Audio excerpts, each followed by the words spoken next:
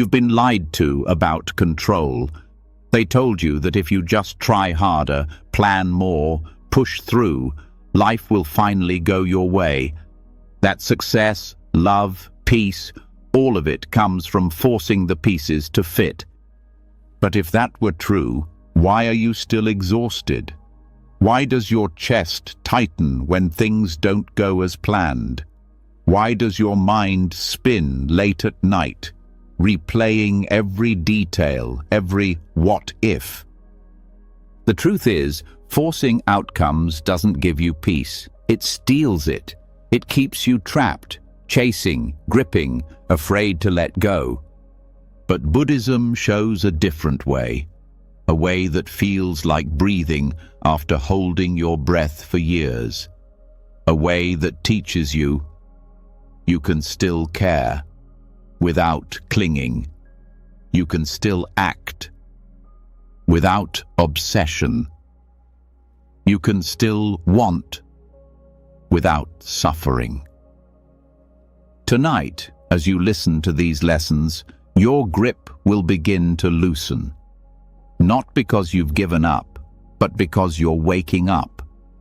You'll feel something inside you soften. A quiet voice whispering, "You don't have to hold so tightly anymore." And when you wake up tomorrow, you'll see that life flows better when you stop trying to control the river. This isn't just a sleep audio. This is a shift, a letting go, a return to peace. Are you ready? Let's begin.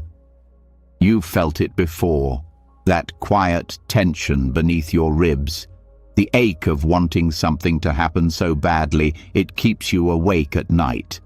It's not always loud. Sometimes it shows up as overthinking, restlessness, or that feeling that you're not doing enough. And the more you try to force it, the job, the relationship, the goal, the more it slips away. It feels like trying to hold water in your hands. The tighter you squeeze, the faster it leaks through your fingers. So tonight, we go deeper, past the surface noise, past the need to make everything turn out right.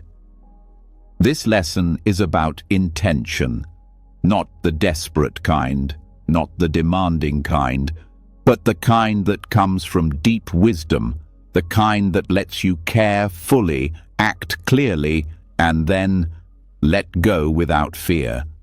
Not because you've stopped caring, but because you've finally learned the art of trusting.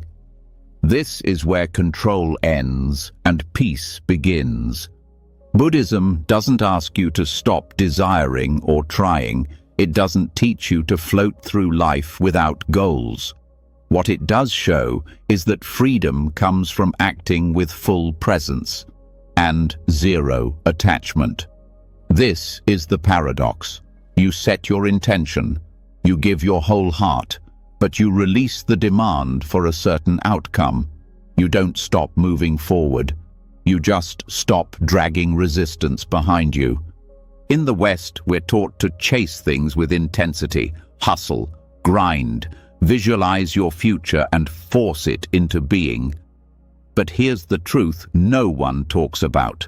Forcing creates tension, and tension is the enemy of flow. When you operate from force, you're not living, you're bracing. You're negotiating with reality instead of meeting it. It's no wonder so many people reach their goals only to feel empty inside. Because the destination was never the problem. It was the weight they carried trying to get there. Holding intention in a Buddhist way is like standing in the middle of a river. You're grounded.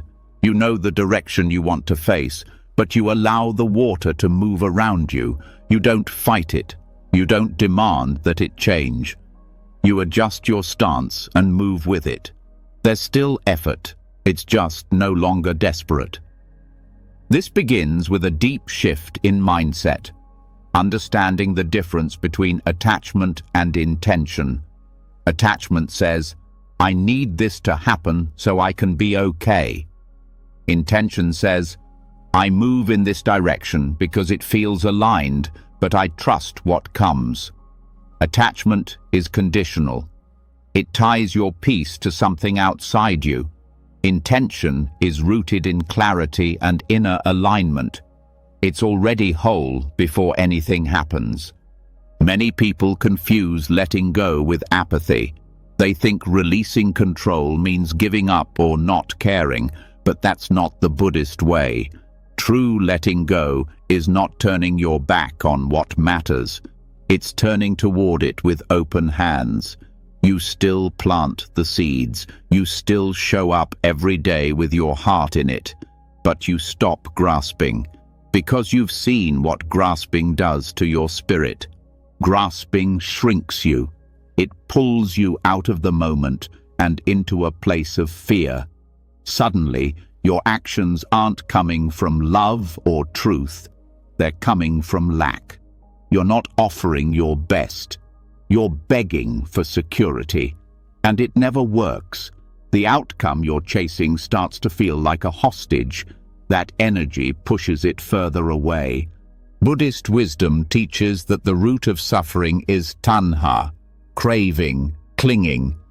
But it also teaches about chanda, wholesome desire. One destroys peace. The other supports it. The difference lies in the energy behind it. Craving says, I can't be okay unless I get this. Wholesome desire says, I move toward this with care, but I remain whole either way. This subtle shift changes everything. When you let go of the need to control the result, your actions become more powerful, not less. You're no longer weighed down by fear of failure. You're no longer acting to fill a hole. You're simply doing what needs to be done with clarity and steadiness. You don't rush. You don't hesitate. You move from truth, not from panic. Letting go of outcomes also creates space for something even better than you imagined. Because here's the truth. We rarely know what's actually best for us. What looks like failure in the moment often leads to unexpected growth, new paths, or deeper lessons. But when you're clinging to one version of success, you can't see the other doors that are opening around you. You're too busy banging on the one that's locked. This is where faith comes in.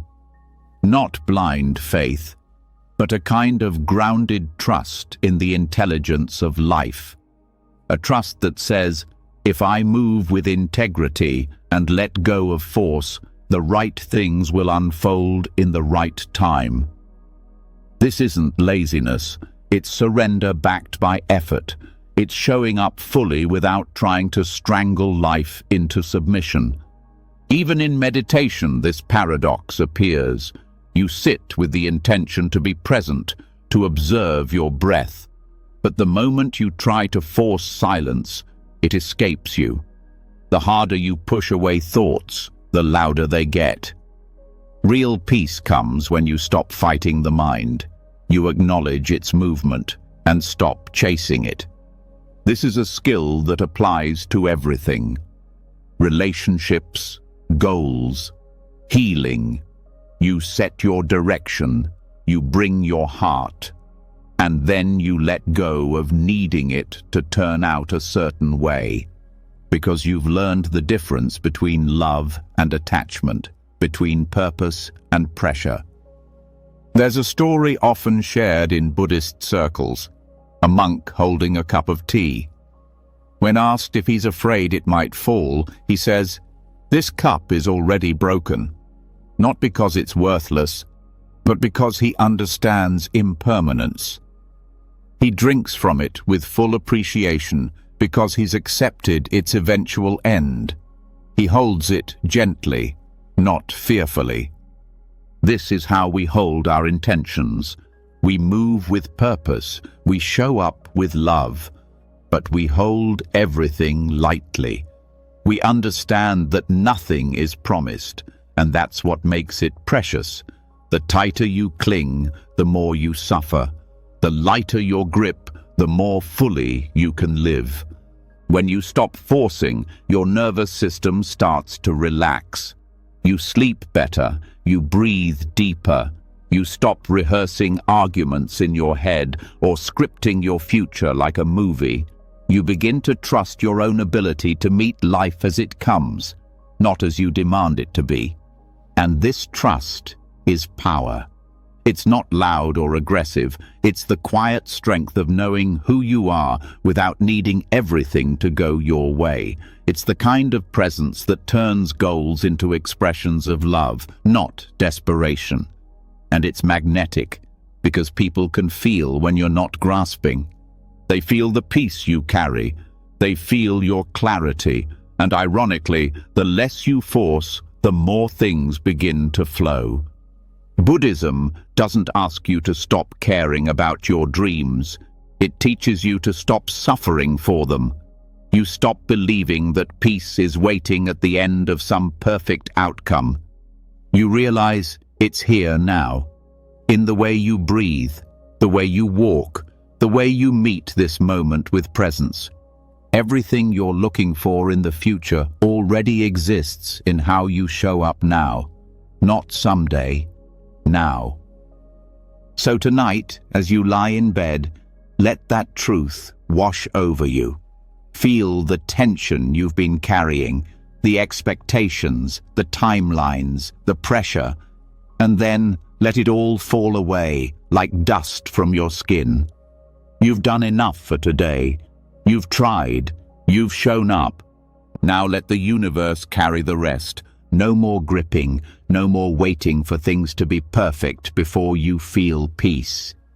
Let this be the night you stop forcing outcomes and start remembering your own power.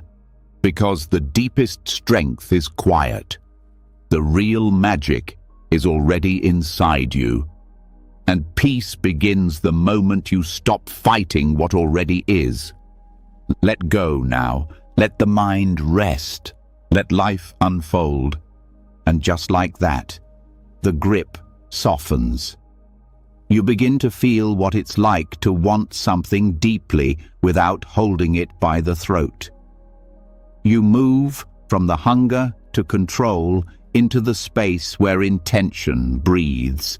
But what now? If you're not clinging, not pushing, not forcing, then how do you live? How do you keep going without falling into passivity or drift? This is where non-striving begins. It's one of the most misunderstood teachings in Buddhism. People here don't strive and think it means doing nothing, floating through life, becoming disconnected or indifferent. But non-striving is not about quitting. It's not about letting life toss you around. It's about effort that flows, not effort that fights. It's about doing fully and still being at peace, whether or not it goes your way. There is a certain energy in striving, a sharp edge. You can feel it when it's there. That sense that if you stop for even a second, you'll lose everything. It keeps your body tense and your breath shallow. It says, more is better. Keep going. Don't rest. But non-striving brings a different kind of energy. It's steady, grounded, awake. It moves with care, not with panic. It listens. It responds. It's not trying to win. It's trying to be honest. To understand non-striving, you have to shift your relationship with effort itself. In striving, effort is tied to proving. It says, I must do this so I can finally feel worthy. In non-striving, effort is simply expression. It says, I do this because it feels right, and the act itself is the value. One leaves you drained, the other leaves you alive. Buddhism teaches that clinging is the source of suffering. But striving is often just another form of clinging, disguised as productivity, disguised as ambition. It's clinging dressed in the clothes of achievement. And while the world may applaud it, it keeps you stuck in a cycle of never enough. Non-striving doesn't mean you give up on your goals. It means you stop using them to beat yourself. You stop measuring your worth by how fast you get there. You stop chasing outcomes like they owe you something. You do the work because the work matters. You show up fully, but you let go of the pressure to be somewhere else. In meditation, this becomes crystal clear. You sit with the breath.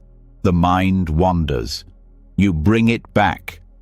If you strive, if you try to force the mind into silence, it rebels.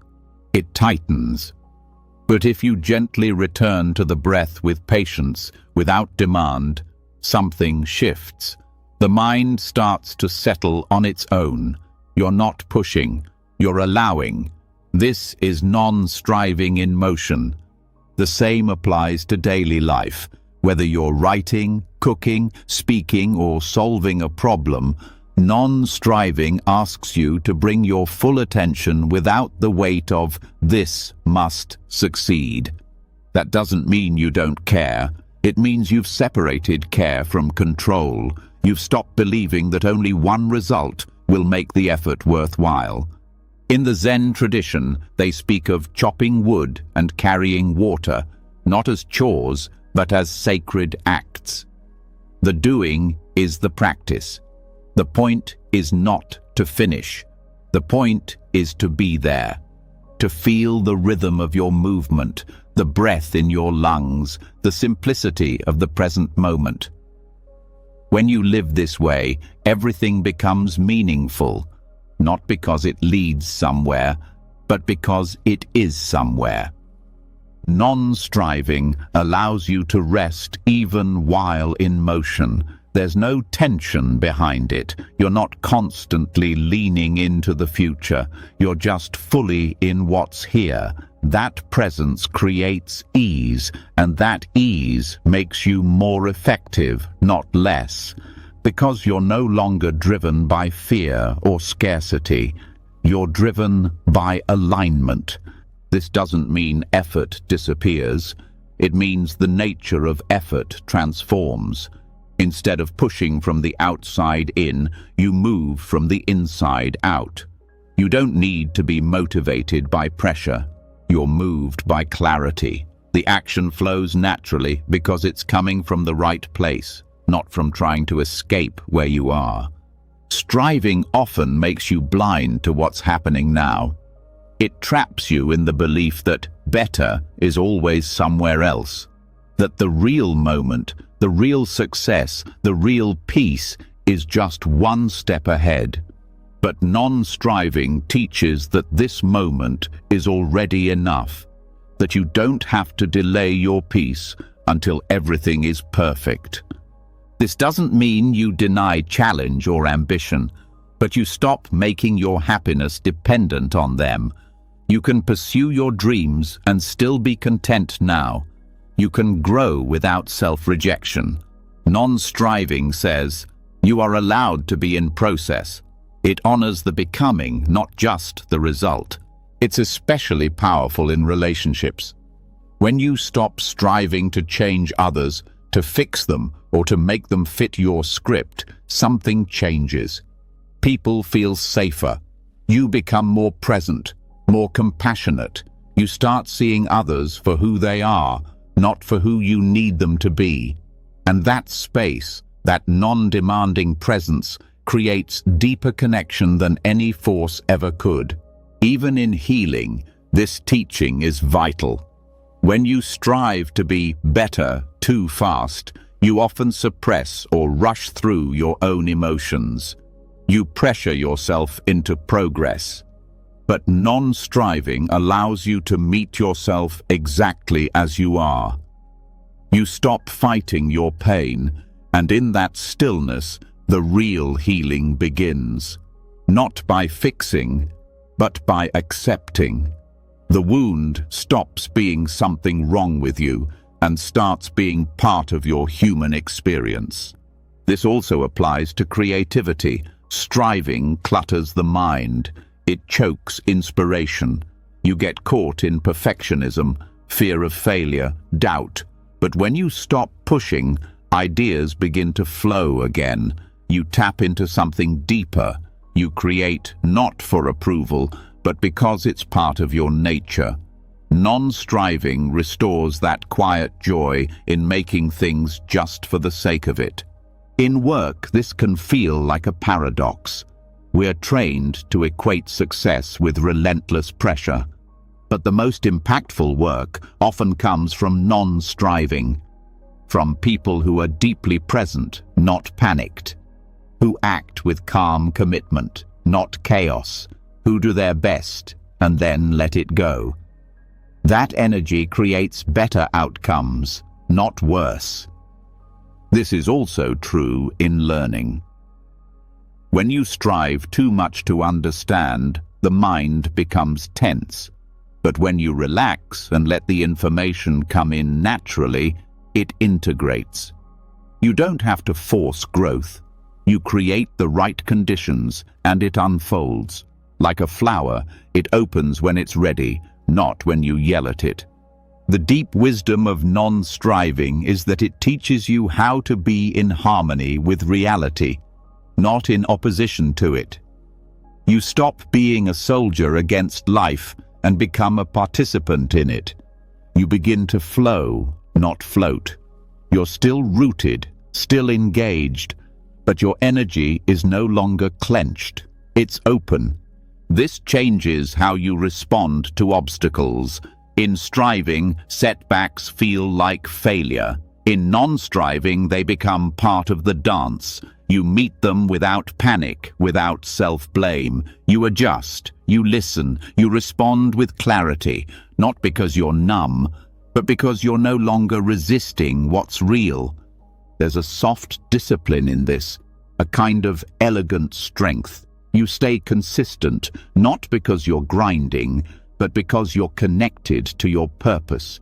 You keep going, not out of fear, but out of care. You've stopped trying to bulldoze your way through life. You're learning to walk with it. Non-striving also deepens your spiritual practice. Prayer, meditation, reflection, they become quieter, deeper. You're not trying to achieve enlightenment like a prize. You're simply opening to what already is. The noise fades. You begin to notice things you never saw before. Small moments, gentle truths, the softness underneath everything. And perhaps the most beautiful part, non-striving brings rest. Real rest. The kind that isn't just physical, but mental and emotional. You stop carrying the weight of, "I should be further along." You stop the inner war. You begin to trust the pace of your own unfolding. This trust becomes your anchor. It tells you, you are not late, you are not behind, you are here, and here is enough. So let the striving go, just for now. Let the pressure melt. Let the breath return to its natural rhythm. There is nowhere else to be. There is nothing to prove. What you do matters, but who you are right now matters even more. You don't need to push to be worthy. You don't need to exhaust yourself to be enough.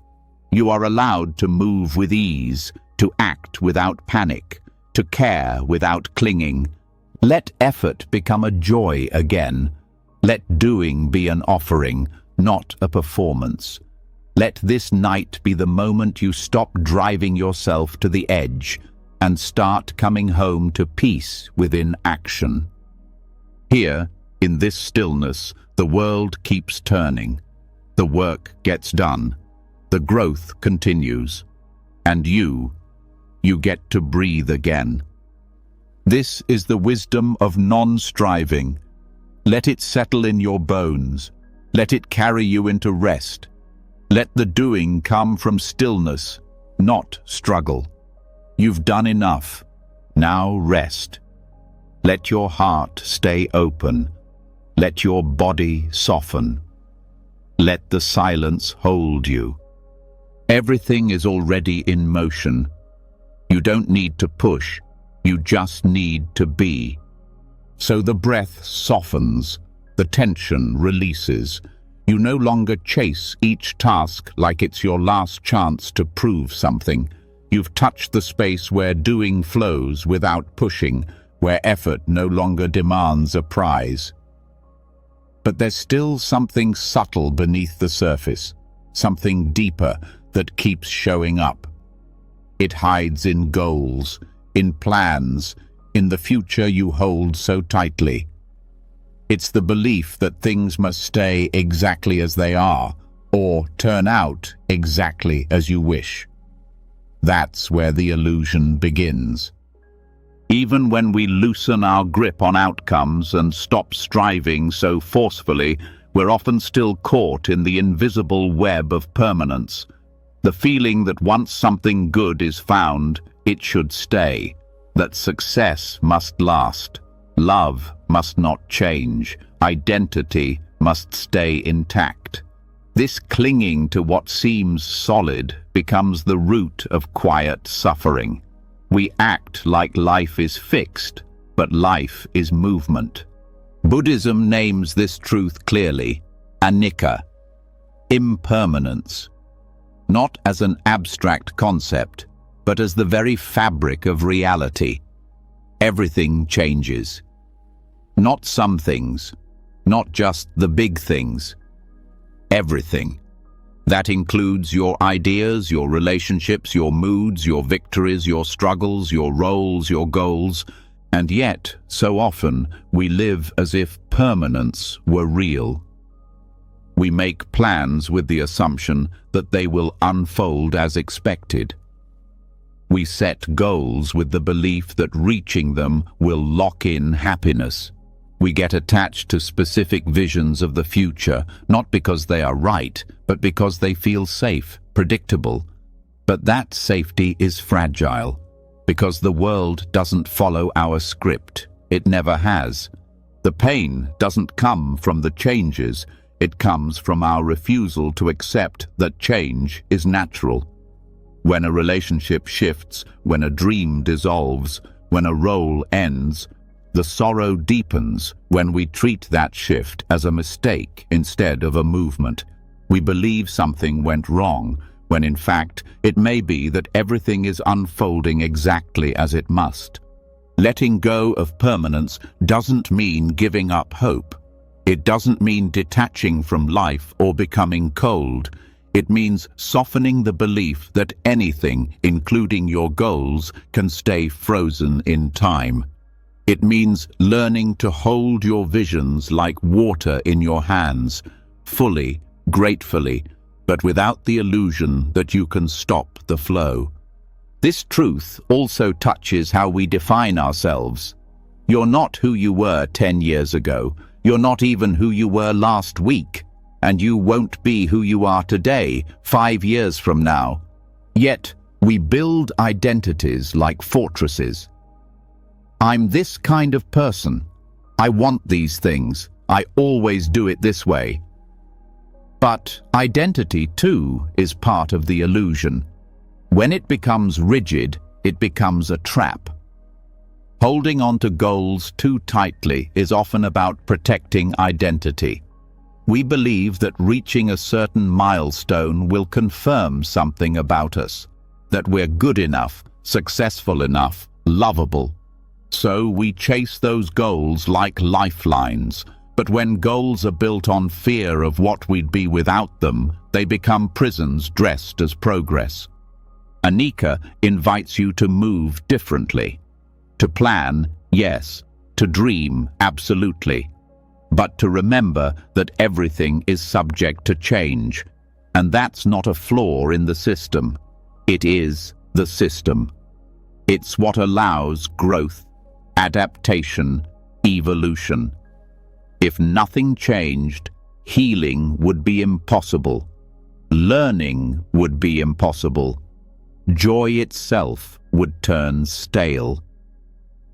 Understanding impermanence also helps dissolve regret, because if everything changes, then even the moments you label as mistakes were simply steps along a path that's still unfolding. They weren't final, they weren't fixed, and they never will be. This frees you to stop carrying the weight of trying to rewrite the past. It's already moving. You don't need to drag it with you. There is also relief in knowing that no moment, no emotion, no failure, no success will last forever. The pressure begins to lift. You don't have to panic when joy arises, trying to hold it tight. You don't have to crumble when sadness appears, fearing it will stay forever. Everything you experience is temporary. Joy flows in, pain flows out, and neither one defines who you are. This understanding helps us release perfectionism.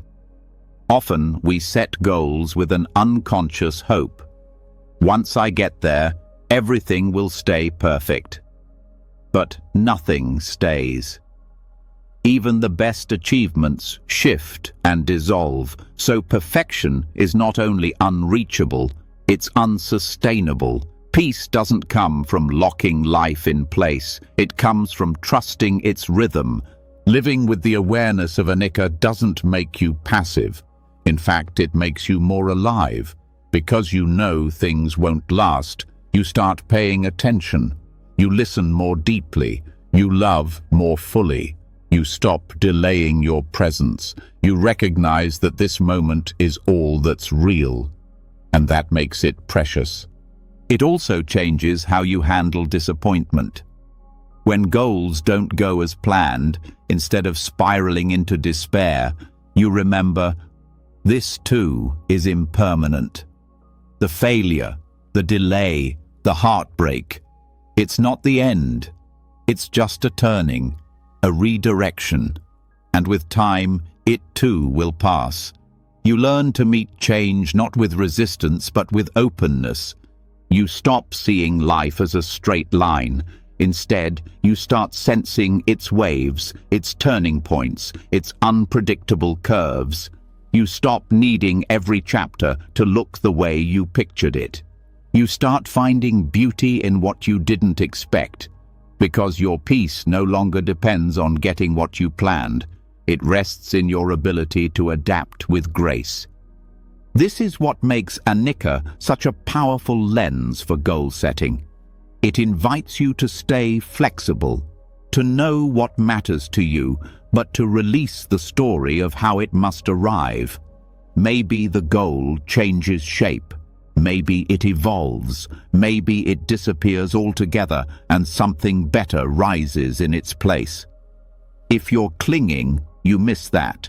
But if you're awake, you catch the new opening. This also builds resilience, because permanence is a fragile foundation. When things change, as they always will, a person who clings to fixed plans will break. But one who sees change as part of the path will bend, adjust, continue. This is not weakness, it's wisdom in motion. With this view, failure starts to mean something else. Not proof that you did something wrong, but evidence that something else wants to emerge. You learn to listen to life instead of just pushing your version of it. You become a partner with change, not a victim of it. And that relationship makes everything lighter. Goals themselves become less about proving and more about participating. You're no longer saying, "This must happen," or "I'm not okay." You're saying, "This feels aligned right now, and I'm open to where it leads." That openness allows your goals to grow with you, to shift as you do. It's important to recognize that impermanence doesn't erase meaning, it deepens it. A flower that only blooms for a week is not less beautiful. It's more so because its life is brief. A moment of laughter, a burst of clarity, a fleeting connection. These are not diminished by their shortness, they are made sacred by it. So too with your own journey. The fact that this phase will end, this body will change, this chapter will close, it's not cause for fear, it's reason to be fully here, to let go of future fantasies and drop into the only thing that's real, now. This presence becomes your anchor. You're no longer pulled by what might be or trapped in what was. You're rooted in what is. From here, you can move, you can dream, you can act, not because you're trying to freeze life, but because you're participating in its flow. And what happens when you start living this way? Goals become more fluid. Success stops being a fixed destination. It becomes a state of alignment, moment to moment. You start asking different questions, not just what do I want to achieve, but what wants to come through me now, not how can I make things last, but how can I meet this moment fully, knowing it won't stay? This shift brings humility. You stop pretending you control the timeline. You stop demanding guarantees. And from that surrender, a deeper kind of power arises. The power to stay centered even when everything around you changes. Because now you know the truth. Change doesn't mean loss. It means motion. It means life. It means you're not stuck. And neither is the world. So rest now, knowing that even the tightest knots can loosen. Even the hardest days will pass. Even the heaviest stories can be rewritten. Let your breath move without needing to hold it. Let your thoughts rise and fall without needing to control them. Let your goals be like seeds, planted with care, nurtured with love, and released to grow in their own way. Anicca isn't a punishment. It's the invitation to live fully, not someday, now. And now is more than enough. The more clearly we see that everything changes, the more gently we begin to move through the world. We stop gripping at moments, goals, identities. We begin to respond, not react. And still, a new question arises in the silence that follows. How do we act with care when everything shifts? How do we live without swinging between extremes? When life pushes us into control, into exhaustion, or the opposite, into withdrawal and avoidance, how do we stay centered?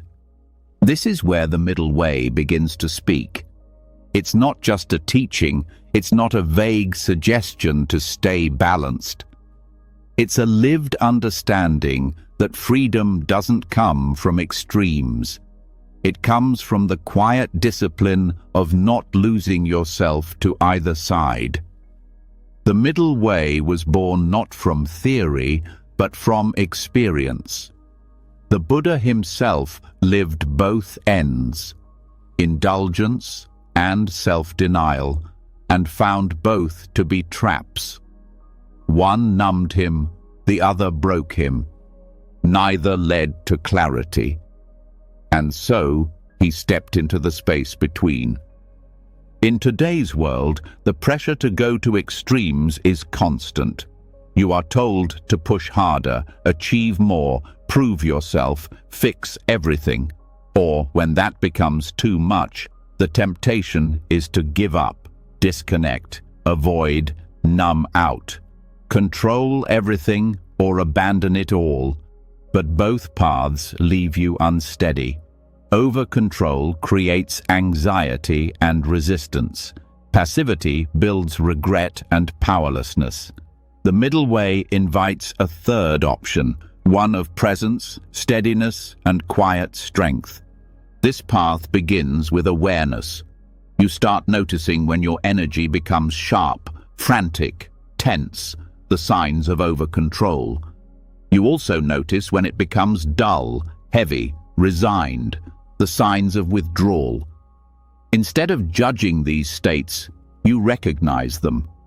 You become intimate with their patterns, and then you ask the deeper question, what does balance look like here? Balance is not a perfect line. It is a living response to the moment.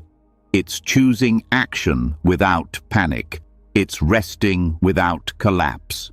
It's knowing when to speak and when to be silent, when to persist and when to let go.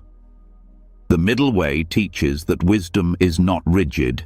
It adjusts, it learns, it listens. One of the signs of imbalance is tension in the body. Over-control tightens your chest, narrows your breath, locks your shoulders.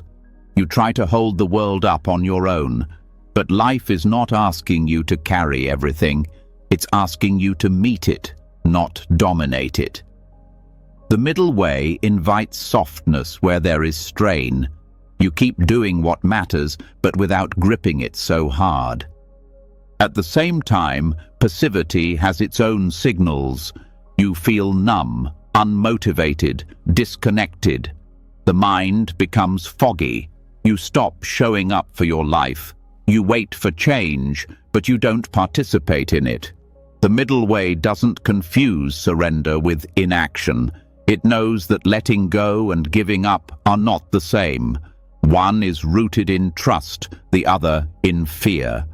The practice is to stay present, even when things feel uncertain or slow. This teaching is especially powerful when applied to decision-making. Often we freeze, not because the choices are unclear, but because we're afraid of making the wrong move.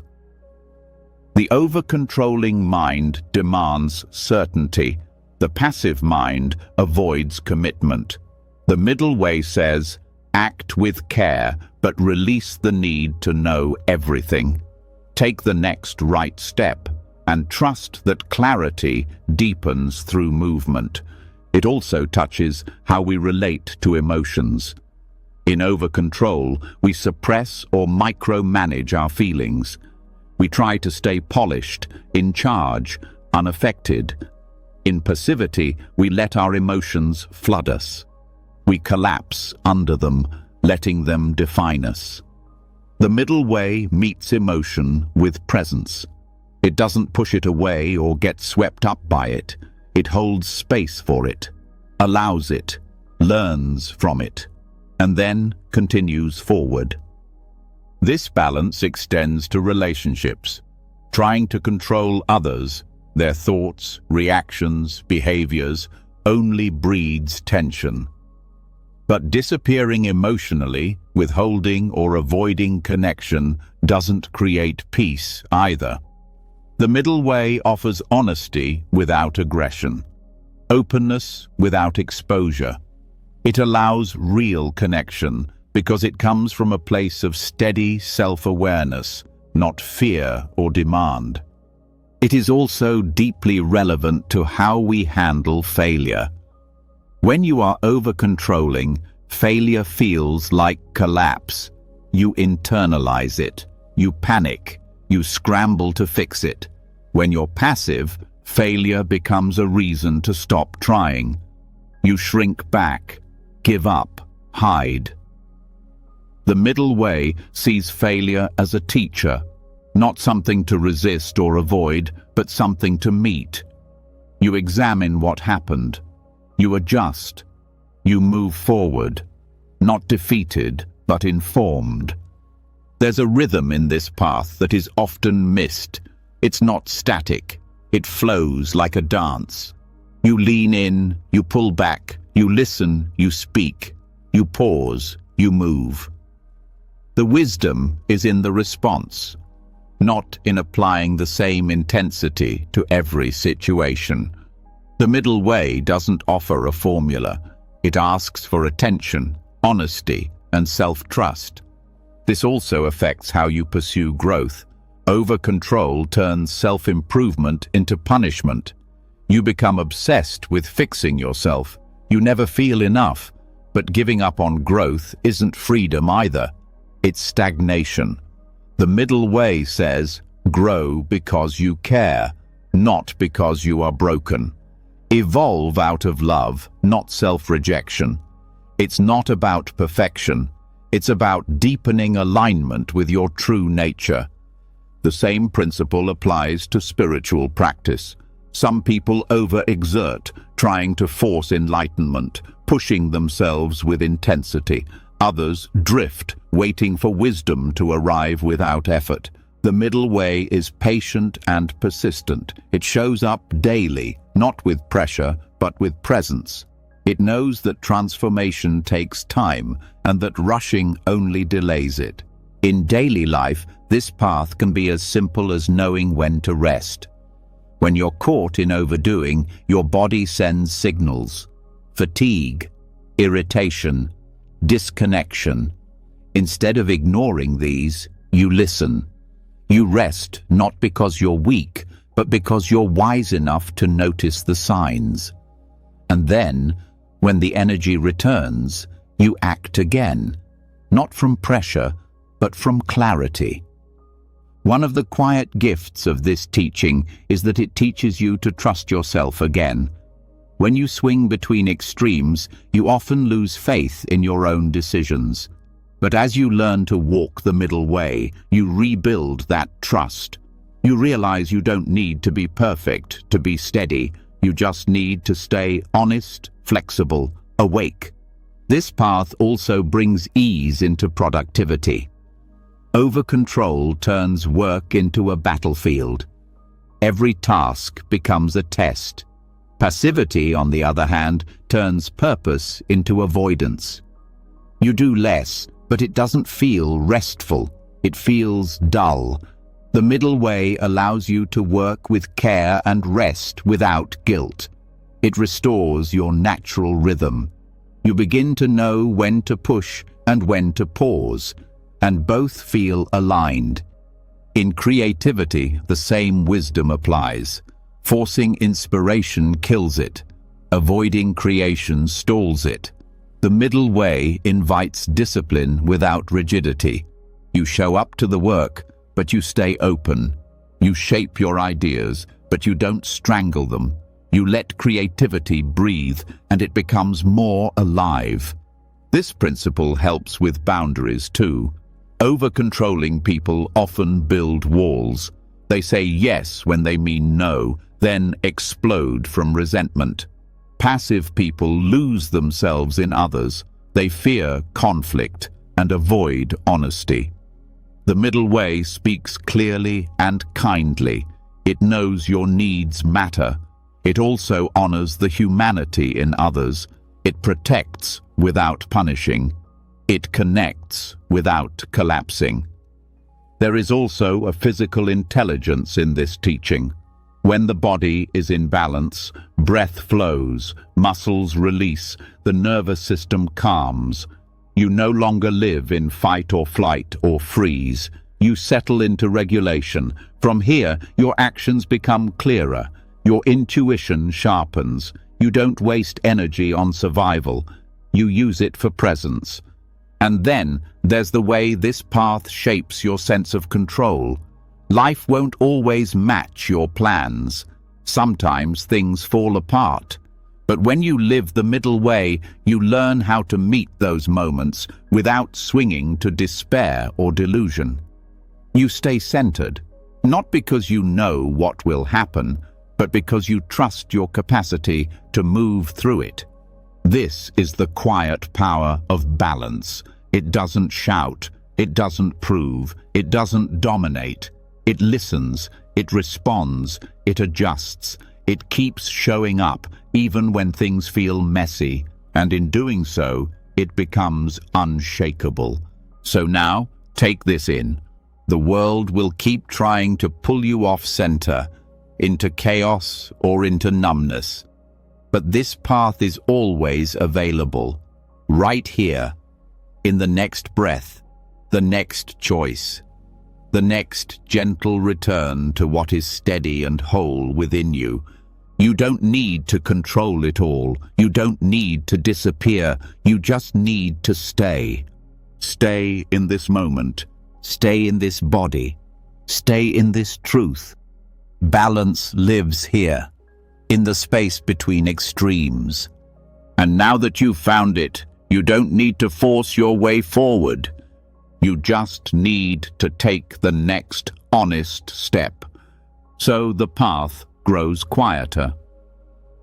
The swings between too much and too little begin to fade. The extremes lose their grip. There's more space between each breath, more awareness in each step. You no longer rush to fix or disappear. You stay present. You choose action without aggression, stillness without collapse. But beneath that peace, another old belief waits in the background, one that quietly drives control, fear, and frustration. It's the belief that if you do good, good must happen, that if you give your best, life owes you something, that right effort guarantees right results. This is where karma often gets misunderstood. And this misunderstanding builds invisible pressure. You start to measure your value by outcomes. You think in terms of exchange. I give this, I must get that. But this is not the heart of karma, not as the Buddha taught it. Karma is not a vending machine. It's not cosmic justice in the way many people think. It doesn't mean every good deed earns a reward or every misstep brings punishment. Karma is more subtle, more honest. It means action. It means cause. It means that everything you do, every word, thought, and intention plants a seed. But you don't get to control exactly when or how that seed will grow. And you don't act to get something. You act because it aligns with truth. This distinction changes everything. It releases you from the exhausting attempt to manage outcomes. You stop treating your life like a system of reward and punishment. You start asking better questions. Not, what will I get from this? But, what am I creating in myself by doing this? That shift is freedom. Because now your power lives in the present moment, not in chasing a future result. When karma is misunderstood, it becomes a source of shame and confusion. People blame themselves for every painful experience. They think, I must have done something wrong, I must have failed. But life is more complex than that. Not everything that happens to you is a direct result of your current actions. Karma is collective. It moves across time, space, systems, and patterns. It's not a punishment. It's simply cause and effect playing out across layers far beyond what the mind can trace. This means that suffering isn't always your fault, and success isn't always your doing alone. There are infinite conditions that shape every outcome. Karma reminds us that what we do matters, but it also humbles us by reminding us that we are not in control of everything that follows. This is not a weakness, it's clarity. The true power of karma lies in intention. It asks not just what you're doing, but why. Are you acting from fear, pride, resentment, or from kindness, clarity, care? Two people can do the same thing with different intentions and create very different karmic patterns. It's not about performance, it's about alignment. You become what you practice, and the quality of your intention shapes the energy you carry forward. This awareness makes you more honest. When you understand that karma doesn't guarantee results, you stop manipulating your behavior to earn a reward. You become sincere. You act rightly because it feels true, not because you're keeping score. This gives your choices a deeper integrity. There's no performance, no transaction, just the quiet dignity of right action. This clarity also brings compassion. If someone is struggling, you stop thinking they deserve it. If someone succeeds, you stop assuming they earned it all alone. You see beyond the surface. You understand that every life is shaped by visible and invisible forces. This humbles judgment. It opens empathy. It builds patience with others and with yourself.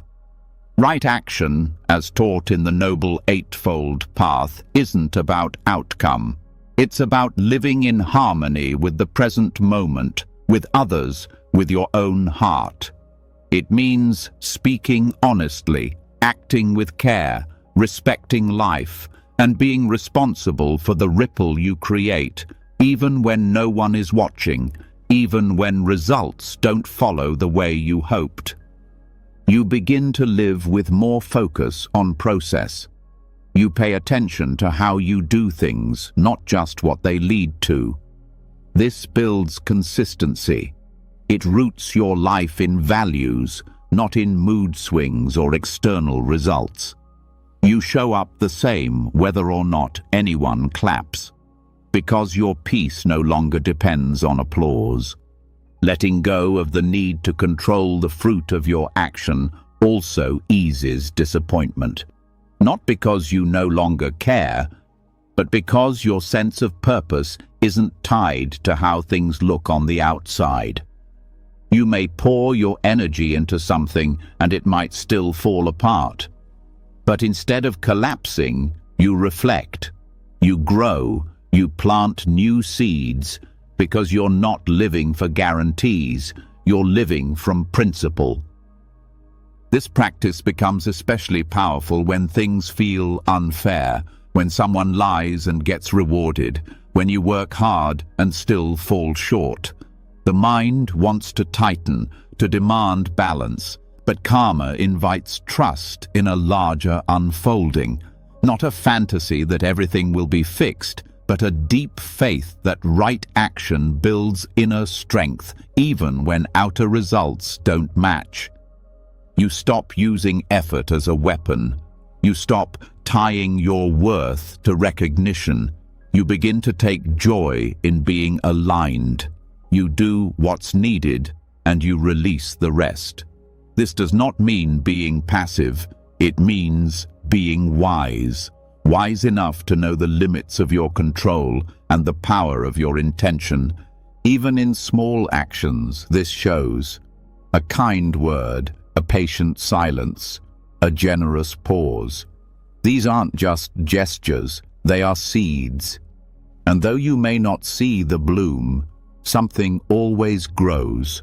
Maybe in someone else, maybe in you, maybe in ways you'll never understand, but nothing true is wasted. This truth also heals perfectionism. You stop obsessing over getting it all right. You focus instead on staying honest. You know that mistakes will happen, but you learn from them. You don't need to punish yourself. You take responsibility without shame. You keep planting better seeds. You keep moving forward.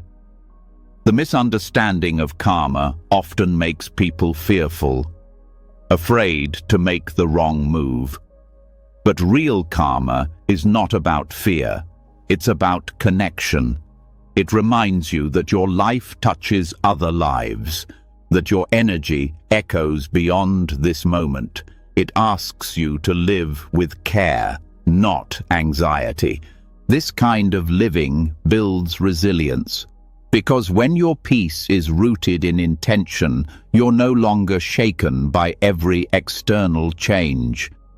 You may be disappointed, you may grieve, but you don't break.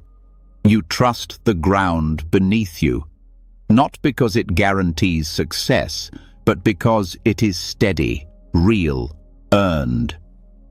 You also stop comparing yourself. When you no longer see life as a scoreboard, you stop needing to win. You stop measuring your path against others. You start listening more closely to what your own right action looks like, which may not look impressive, but feels deeply true. Karma also teaches patience.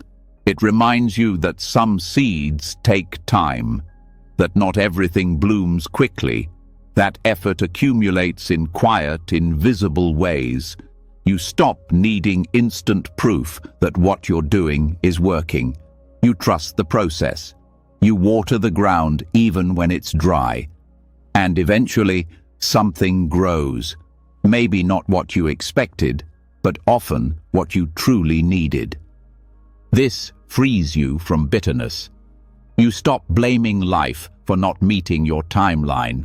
You start engaging with it as it is, not as you think it should be. You stop saying, "I deserve this by now," and you start saying, "This is where I am. What can I do with care?" This doesn't mean accepting harm. Karma also means being responsible for what you allow. Right action includes boundaries, includes speaking up, includes refusing to perpetuate pain. It doesn't mean shrinking. It means showing up in a way that aligns with your deepest truth, even when it's hard. And it means letting go when needed. If a path becomes harmful, you don't stay because of sunk cost. You don't cling because of guilt. You trust that walking away can also be right action. That sometimes not continuing is the most powerful seed you can plant. This understanding is quiet. It doesn't shout. It doesn't need proof, but it changes how you live. You become someone who acts with integrity, not for applause, who rests without shame, who contributes without needing control, who serves not out of fear, but out of love. So now, return to this breath. You are not behind, you are not owed, and you are not empty. Every small choice matters. Every intention leaves a trace. The future is shaped not by force, but by presence. And you, right now, are shaping it. Not with pressure, not with fear, but with care, and that is more than enough.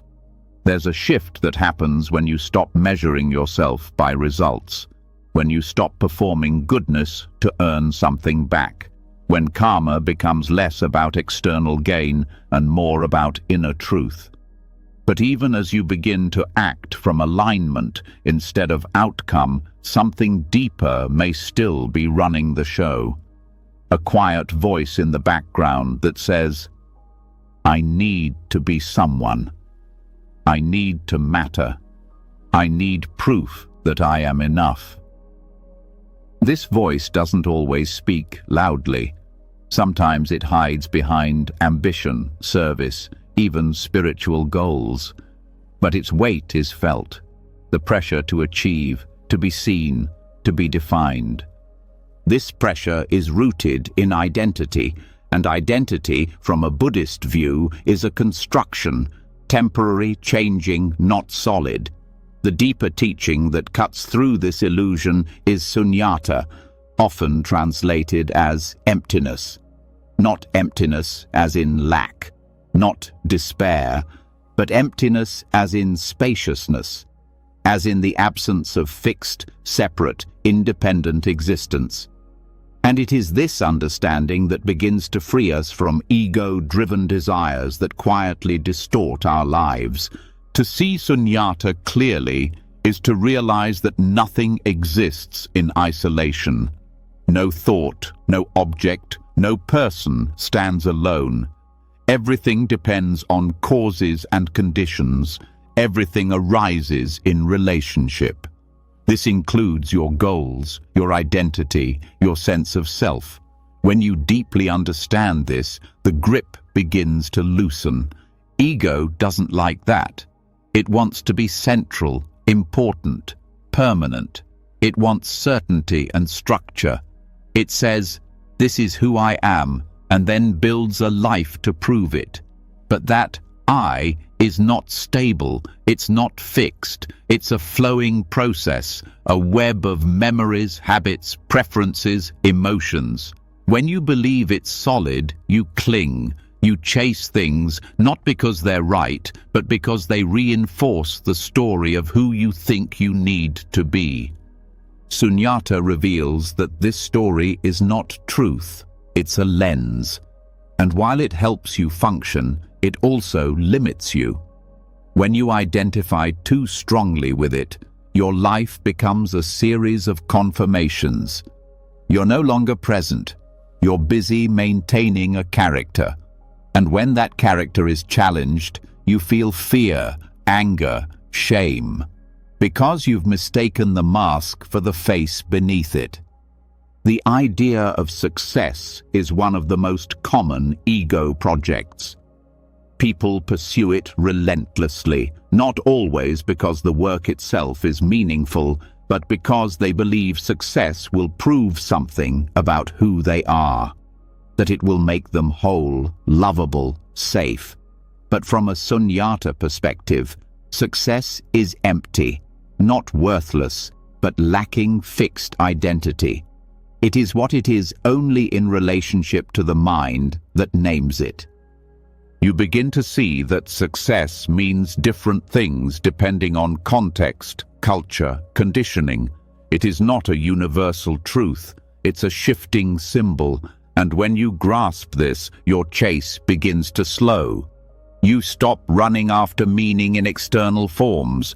You start looking into the space within, the place that doesn't need to be anyone to feel at peace.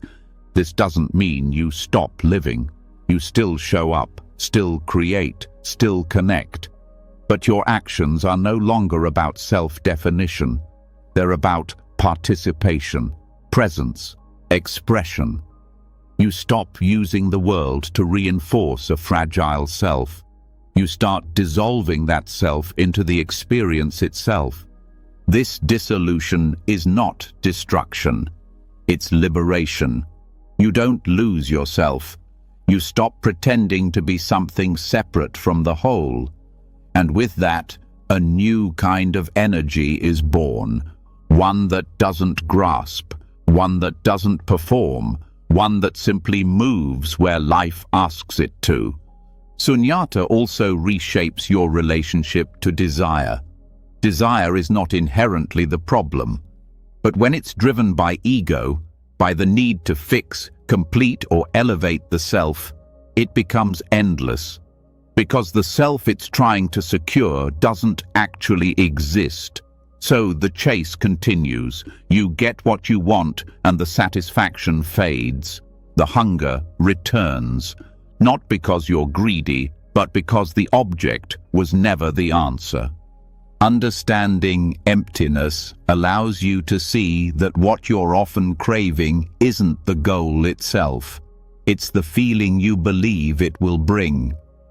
Safety, worth, belonging.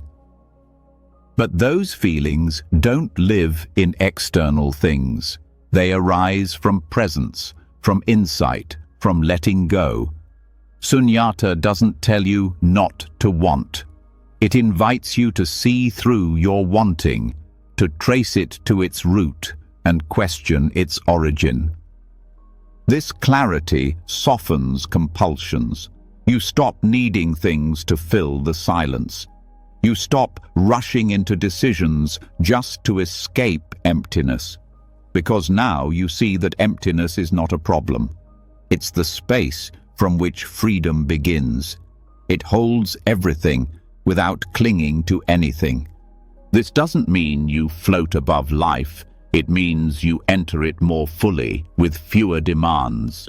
You speak honestly, not to prove something. You love freely, not to possess. You move through joy and sorrow without building a fixed identity around either one. You begin to trust that life does not need to be controlled in order to be meaningful. Sunyata also cuts through comparison. Ego thrives on measuring, better, worse, ahead, behind. It seeks comfort in being special, important, validated. But emptiness reveals that no identity is more real than another. That what you see in others is just as fluid, just as constructed. This doesn't lead to detachment. It leads to humility. You no longer need to stand out. You just need to show up. From here, compassion grows, because if the self is empty, then so is the boundary between you and others. Their suffering is not separate. Their joy is not foreign. You act not from obligation or virtue, but from the simple knowing that we rise and fall together. The ego asks, "What do I get from this?" Emptiness asks, "What does this moment need?" This changes how you hold mistakes. Instead of defending the ego, you become curious. There's less shame, more honesty. You stop needing to be right all the time. You stop needing to protect a perfect image. You see the error, you learn, you adjust, without making it personal. Because there's no fixed self to shame, only patterns to observe and refine. Even in spiritual practice, sunyata is essential.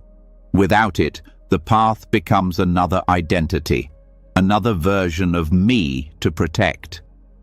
You wear the robes, speak the words, perform the piece, but emptiness invites you to drop the roles, to stop being a spiritual person and simply be. The practice becomes less about becoming and more about unbecoming.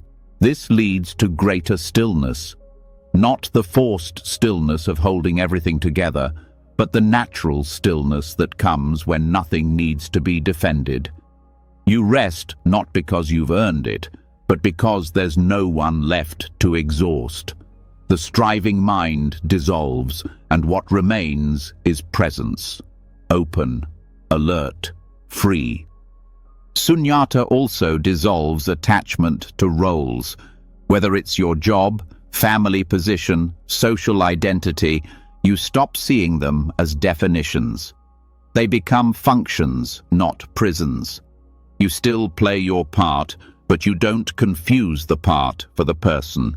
You can shift, change, evolve without fearing the loss of who you thought you were. And this makes you more adaptable. When things fall apart, you don't collapse. When plans change, you don't panic.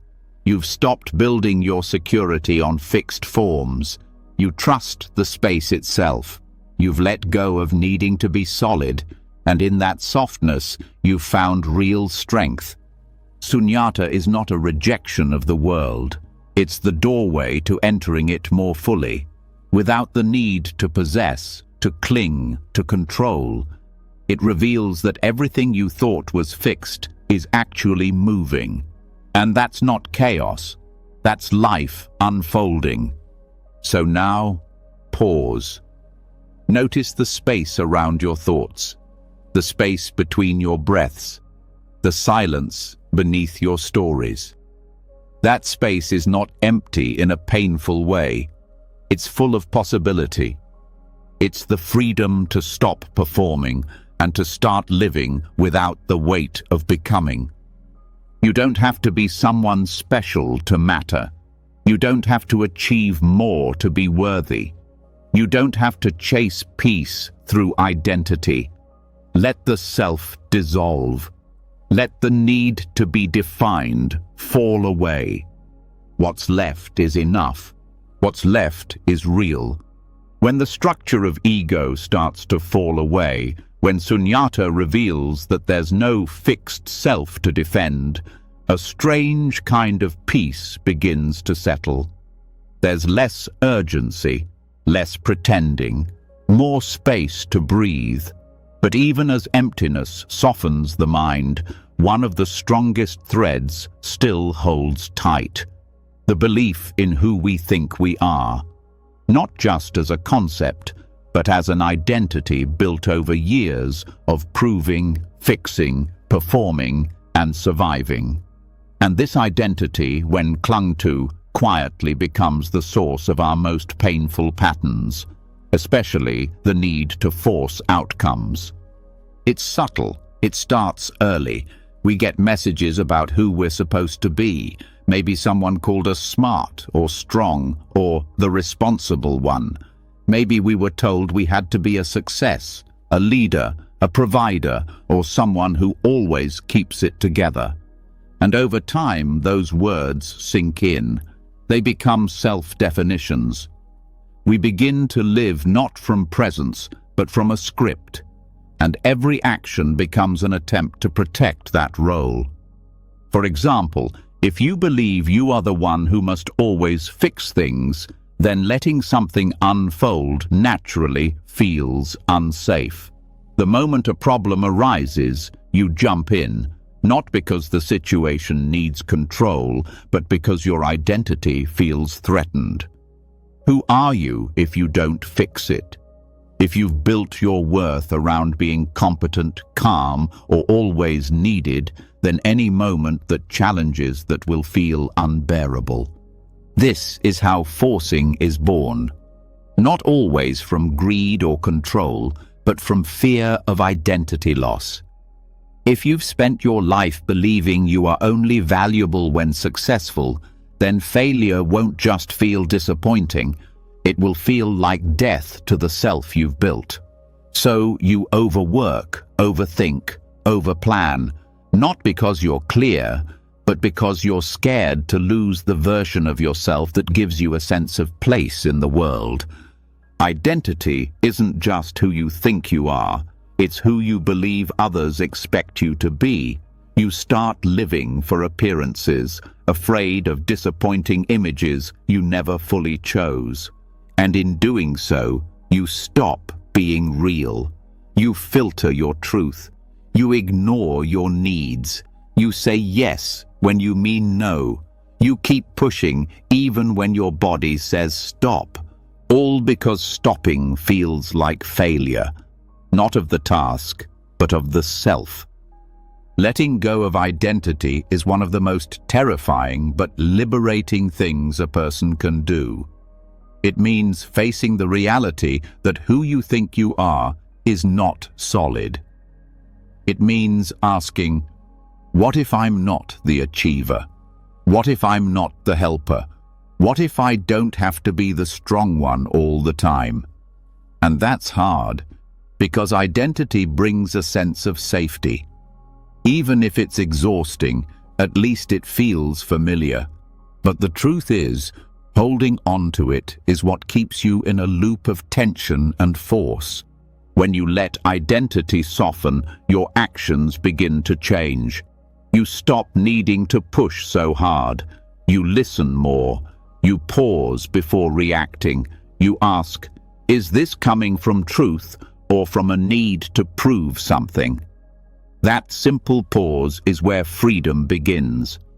You start moving from clarity, not compulsion. This shift is especially important when it comes to goals. Goals are not the problem. But when your self-worth is wrapped up in achieving them, you lose your ability to respond with wisdom. Every delay becomes a threat.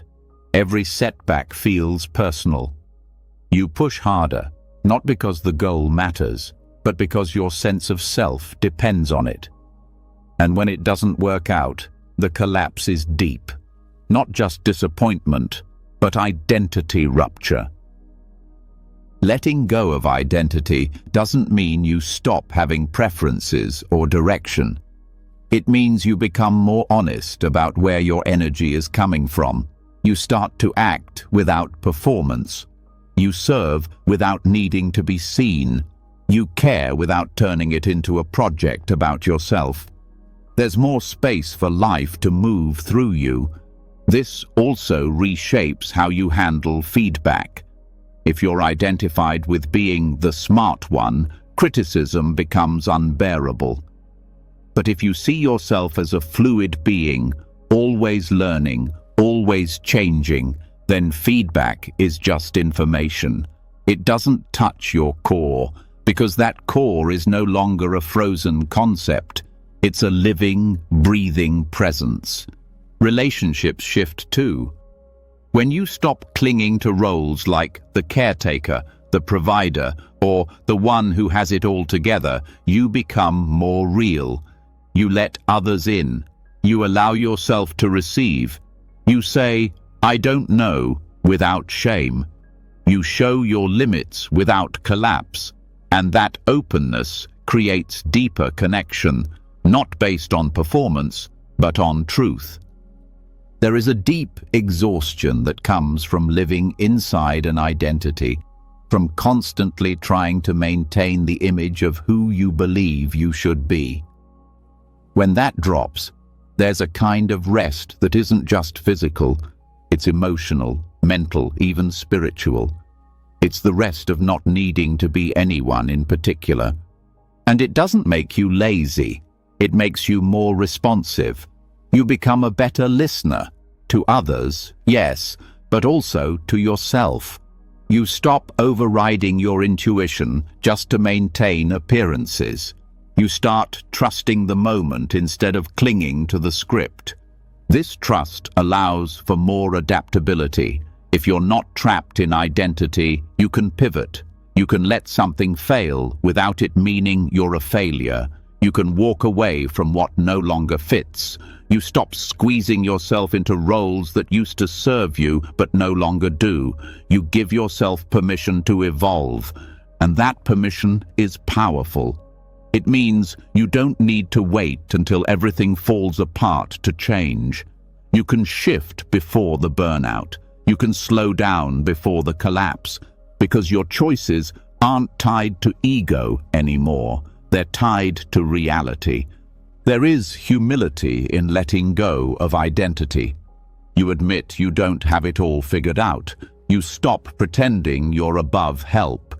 You allow yourself to be a work in progress, and this makes you more compassionate, because you realize everyone else is navigating the same fear, the same attachment, the same masks.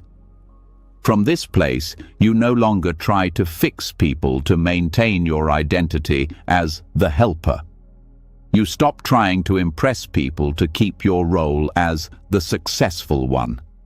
You stop shrinking to protect your image as the humble one.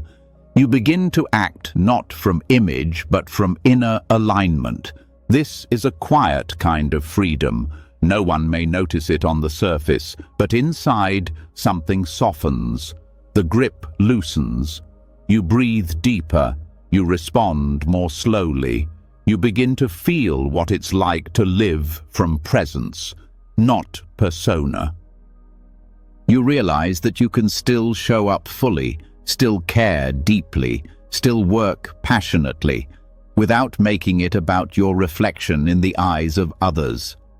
And this takes away the pressure.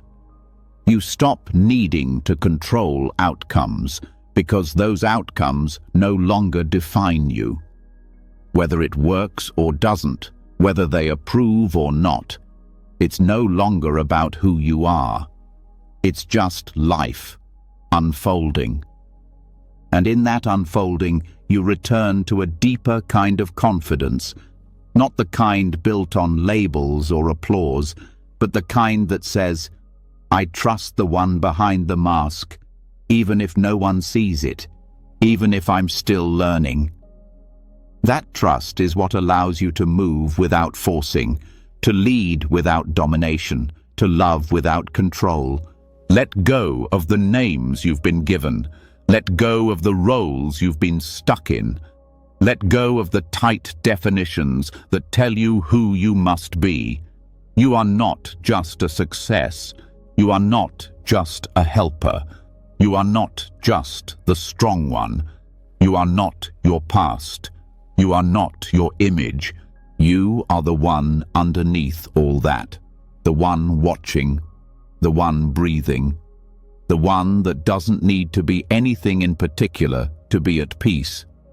Return to that again and again, not to disappear, but to live with less effort, less tension, less fear. because in that space there's nothing left to force.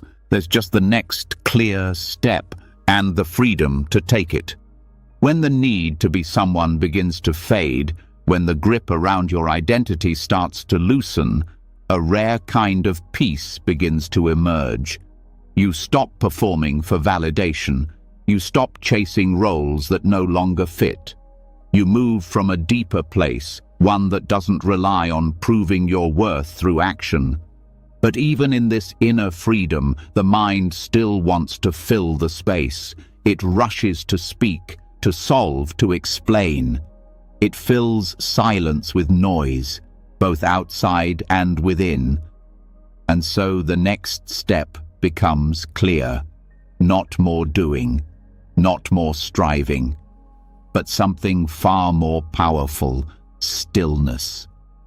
Noble silence is not just the absence of talking. It is the conscious choice to stop interfering, to stop reacting to every thought, every impulse, every uncomfortable moment. It is the space where ego softens even further, not through effort, but through restraint. It doesn't mean withdrawal. It doesn't mean disengagement. It means listening more deeply. It means creating room for life to unfold on its own terms, without your constant shaping of it. When you live in constant noise, verbal, emotional, mental, there's no room to hear what's underneath. Reactions become automatic. Patterns repeat.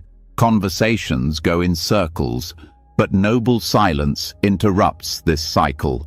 It's not silence for the sake of quiet. It's silence that holds presence. Silence that says, I don't need to fix this right now. I don't need to rush to clarity. I can sit in the unknown. This kind of silence reveals truth. When you don't speak just to avoid discomfort, you begin to notice what discomfort is trying to teach you.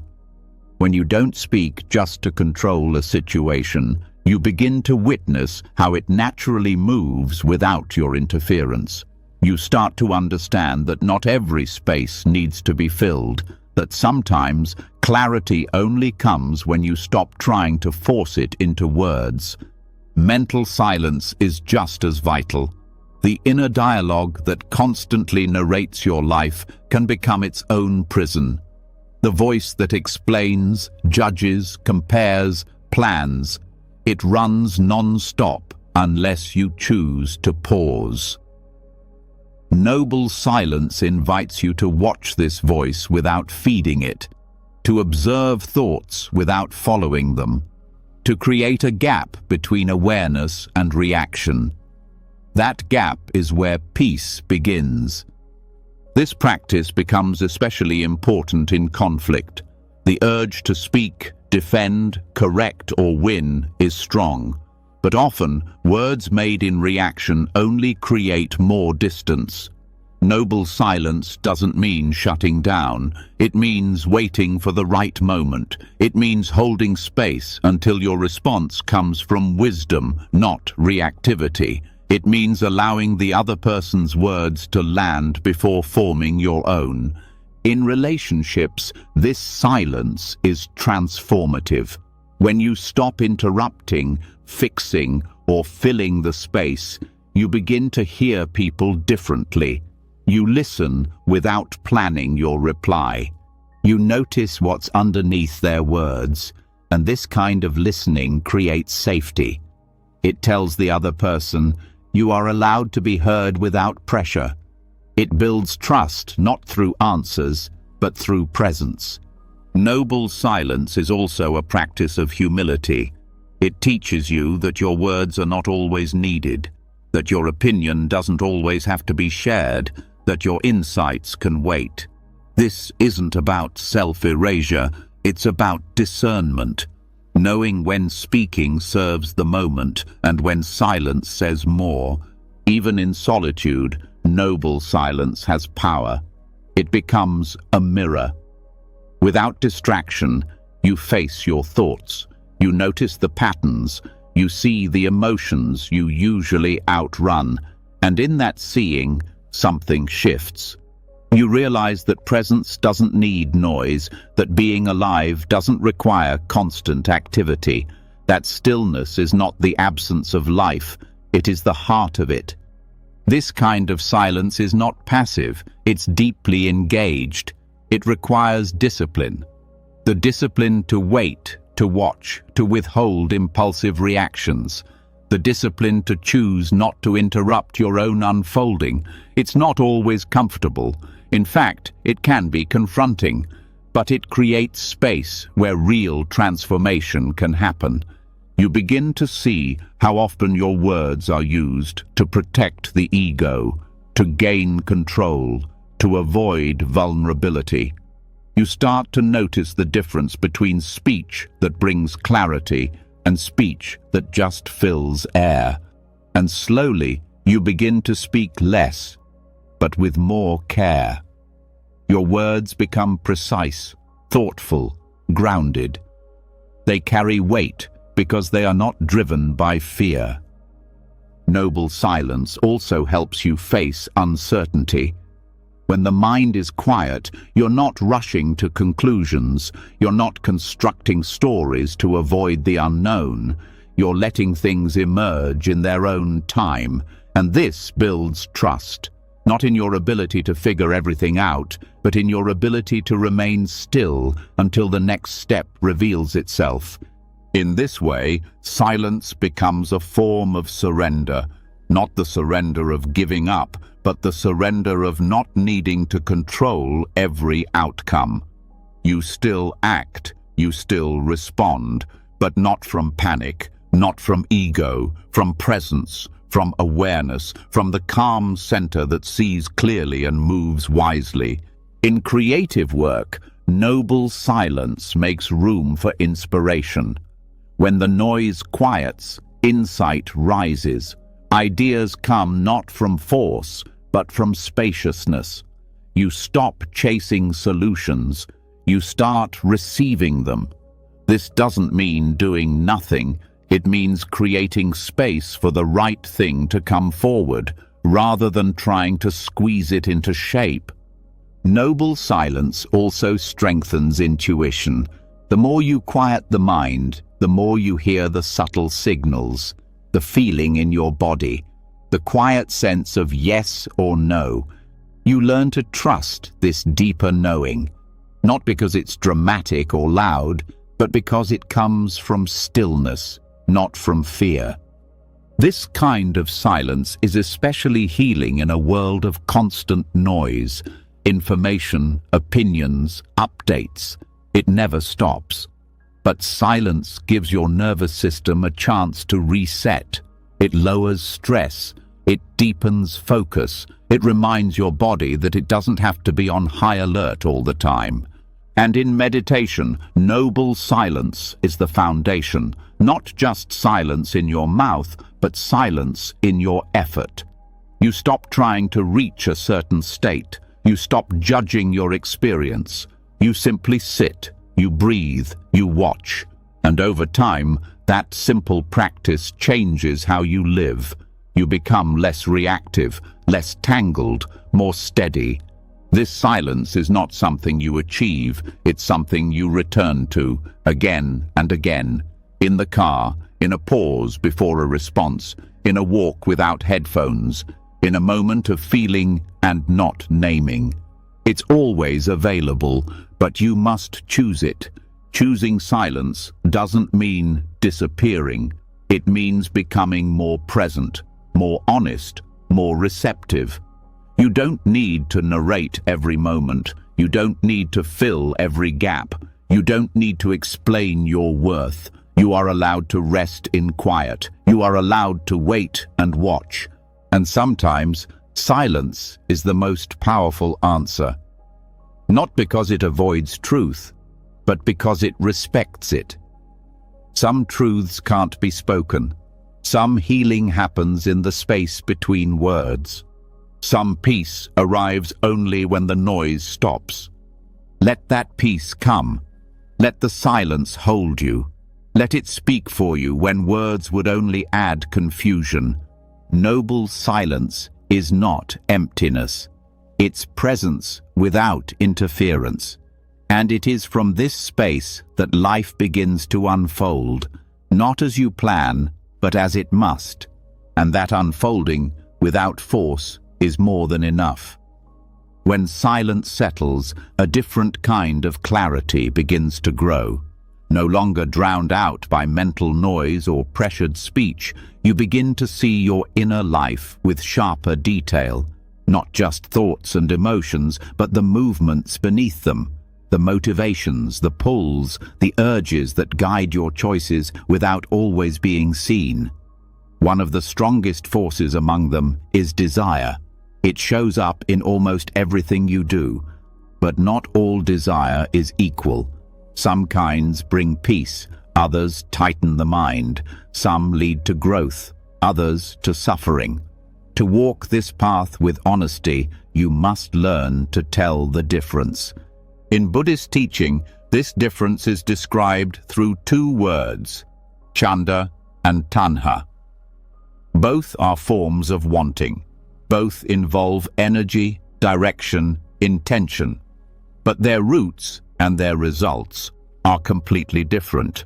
Chanda is wise desire. It is the motivation to move towards something wholesome, beneficial, aligned with truth.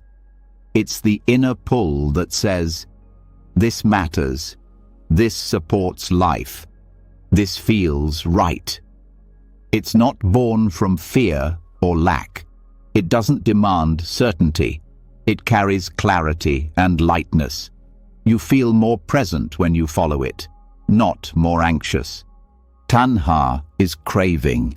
It's the restless hunger to get something that you believe will finally make you complete. It's not about the object.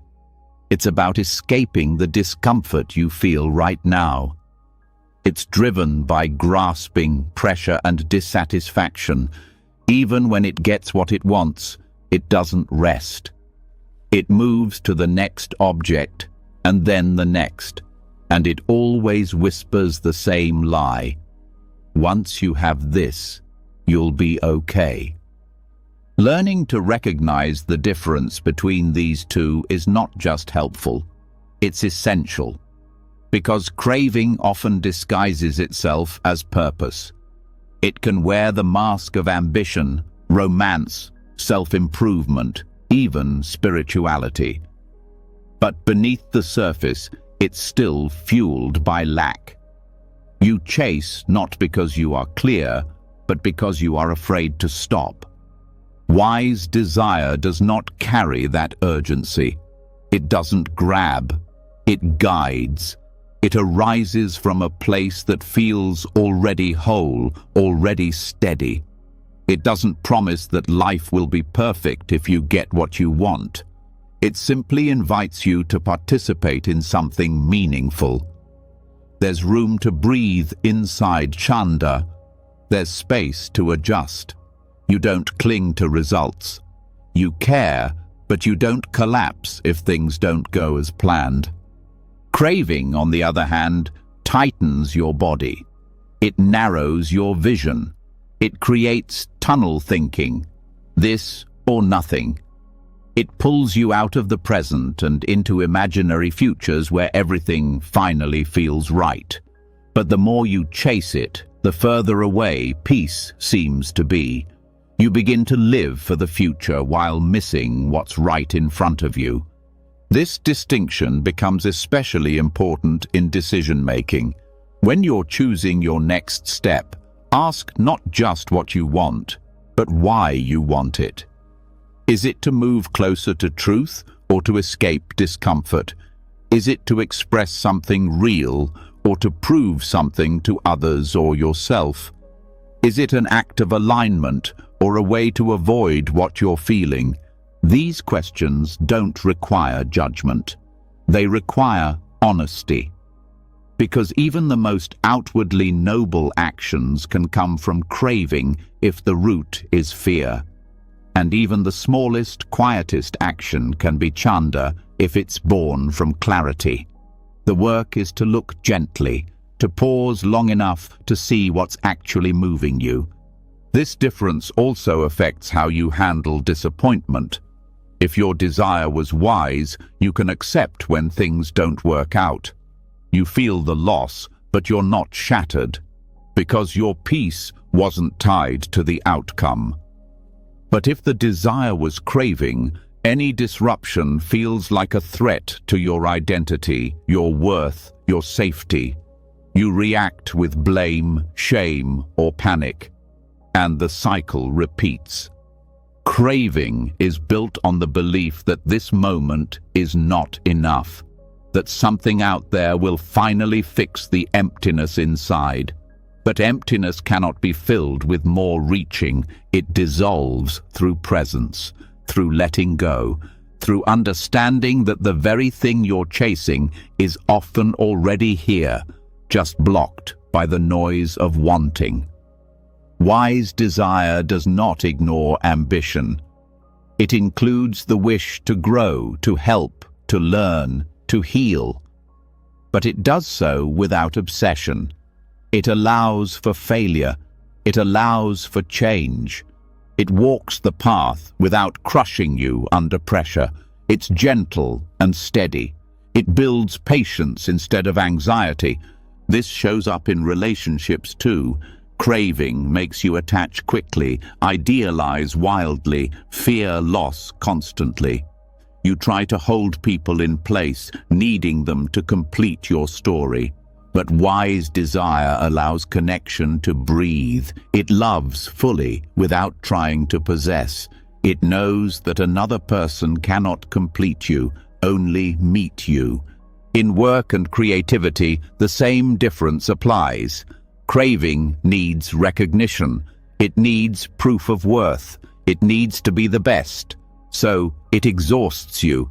It compares you. It robs joy. But wise desire works from meaning, not ego. You still give your best, but your value is no longer riding on the result. You create because it feels true, not because you're trying to be someone. This is also where discipline becomes clearer. Craving can look like effort, but it's frantic. It pushes from fear. It can't rest. But wise desire brings consistent effort without aggression. You keep going not because you're scared to stop, but because it feels good to stay in motion. Your discipline becomes a form of care, not control. Understanding this difference helps with letting go. Craving holds on too tightly. It won't release what's no longer working because it needs that thing to keep its story alive. But wise desire knows when to release. It can end something without collapse. It sees that timing matters, and forcing something past its natural end only creates suffering. You also begin to understand your past differently. Many choices that once looked like mistakes were simply moments when craving led the way. You don't have to hate those parts of yourself. You can meet them with compassion. You can learn. You can recognize when the voice of craving returns and choose not to follow it. That's wisdom in action. As this understanding deepens, you begin to reshape how you live. You set goals with spaciousness. You move toward what matters without being consumed by it. You rest without guilt. You act without obsession. You enjoy success without needing it to define you. You feel failure without making it mean you're broken. You begin to live in a state of enough. That doesn't mean complacency. It means wholeness. From here, you can still grow, dream, stretch. But you don't abandon yourself in the process. You don't chase peace. You carry it with you. This way of living doesn't mean every moment is easy.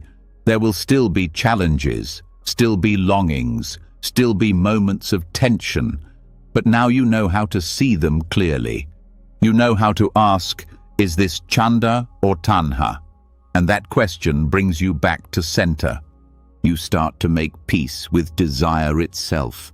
You stop treating it as the enemy. You stop swinging between suppression and indulgence. You learn to walk with it wisely, to feel its energy and know when it is pointing toward truth and when it is pulling you away. You trust that wise desire doesn't shout. It doesn't rush. It speaks quietly, often through the body, often through stillness.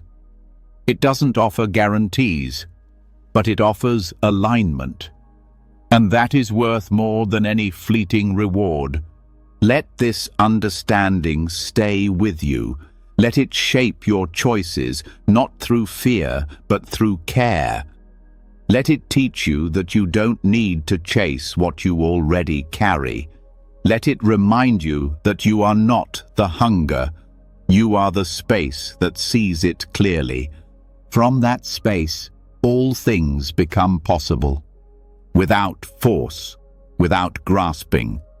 Just one step, steady and true. When the difference between craving and wise desire becomes clear, you begin to feel the shift in your everyday choices. You're no longer pulled by every shiny possibility. You begin to trust the motivations that come from a place of quiet steadiness. But even with this clarity, the old habit of control still lingers.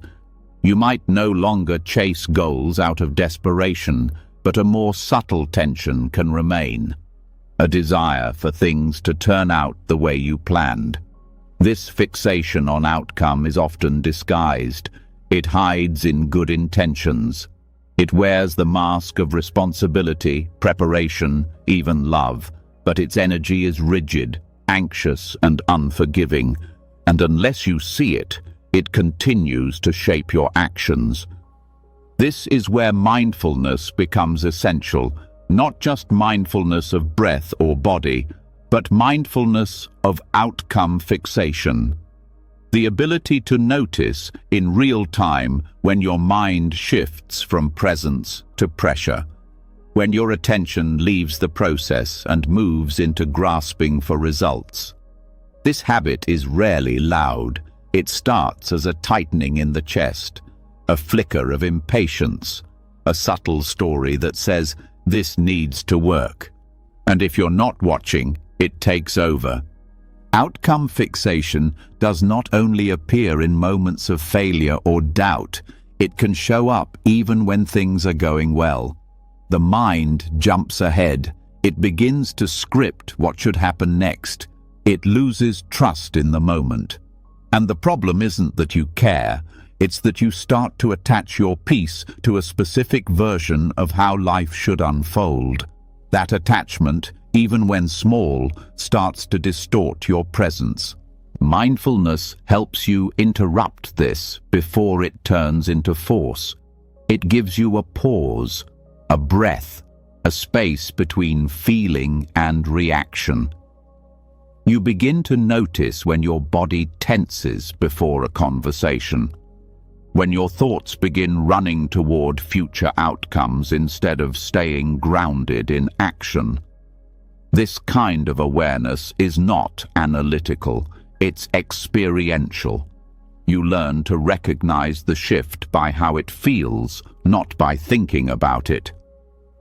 For example, when preparing for something important, a conversation, a project, a decision, the energy behind your preparation reveals everything. Are you acting with care, or are you driven by fear of failure? Are you rooted in clarity, or are you overextending because you believe things must go perfectly? Mindfulness of outcome fixation means catching the moment when your care becomes control. This awareness is not about stopping effort. It's about noticing the difference between intention and attachment. You begin to understand that outcome fixation creates pressure that doesn't make you more effective. It makes you more reactive. Your thinking narrows. Your emotional range contracts. You begin to treat everything like a test instead of a path. Bringing attention to this pattern allows a different kind of wisdom to grow. You start recognizing the moments when you're leaning forward too far, when you're already living in the next hour, the next day, the next conversation. Mindfulness doesn't pull you away from your goals. It simply keeps your feet in the present as you move toward them. This presence transforms how you relate to obstacles. When outcome is your focus, setbacks feel like signs that something is broken. The mind spirals, trying to fix, adjust, or give up.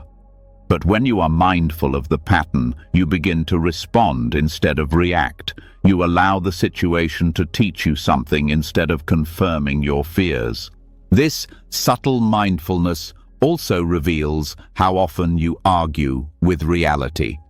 Outcome fixation is rarely about what's happening.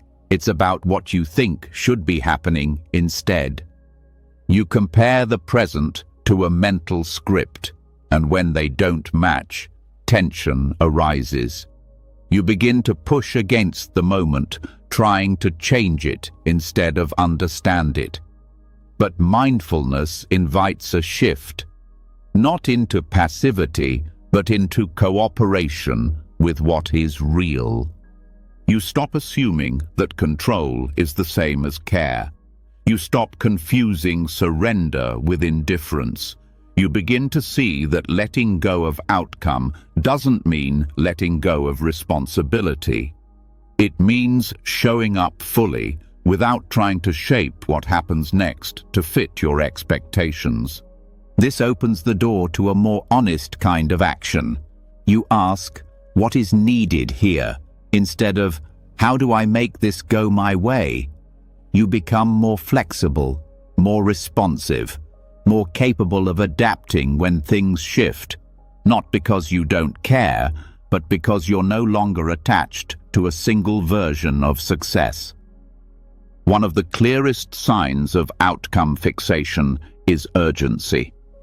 When mindfulness is present, urgency becomes a signal, not a command.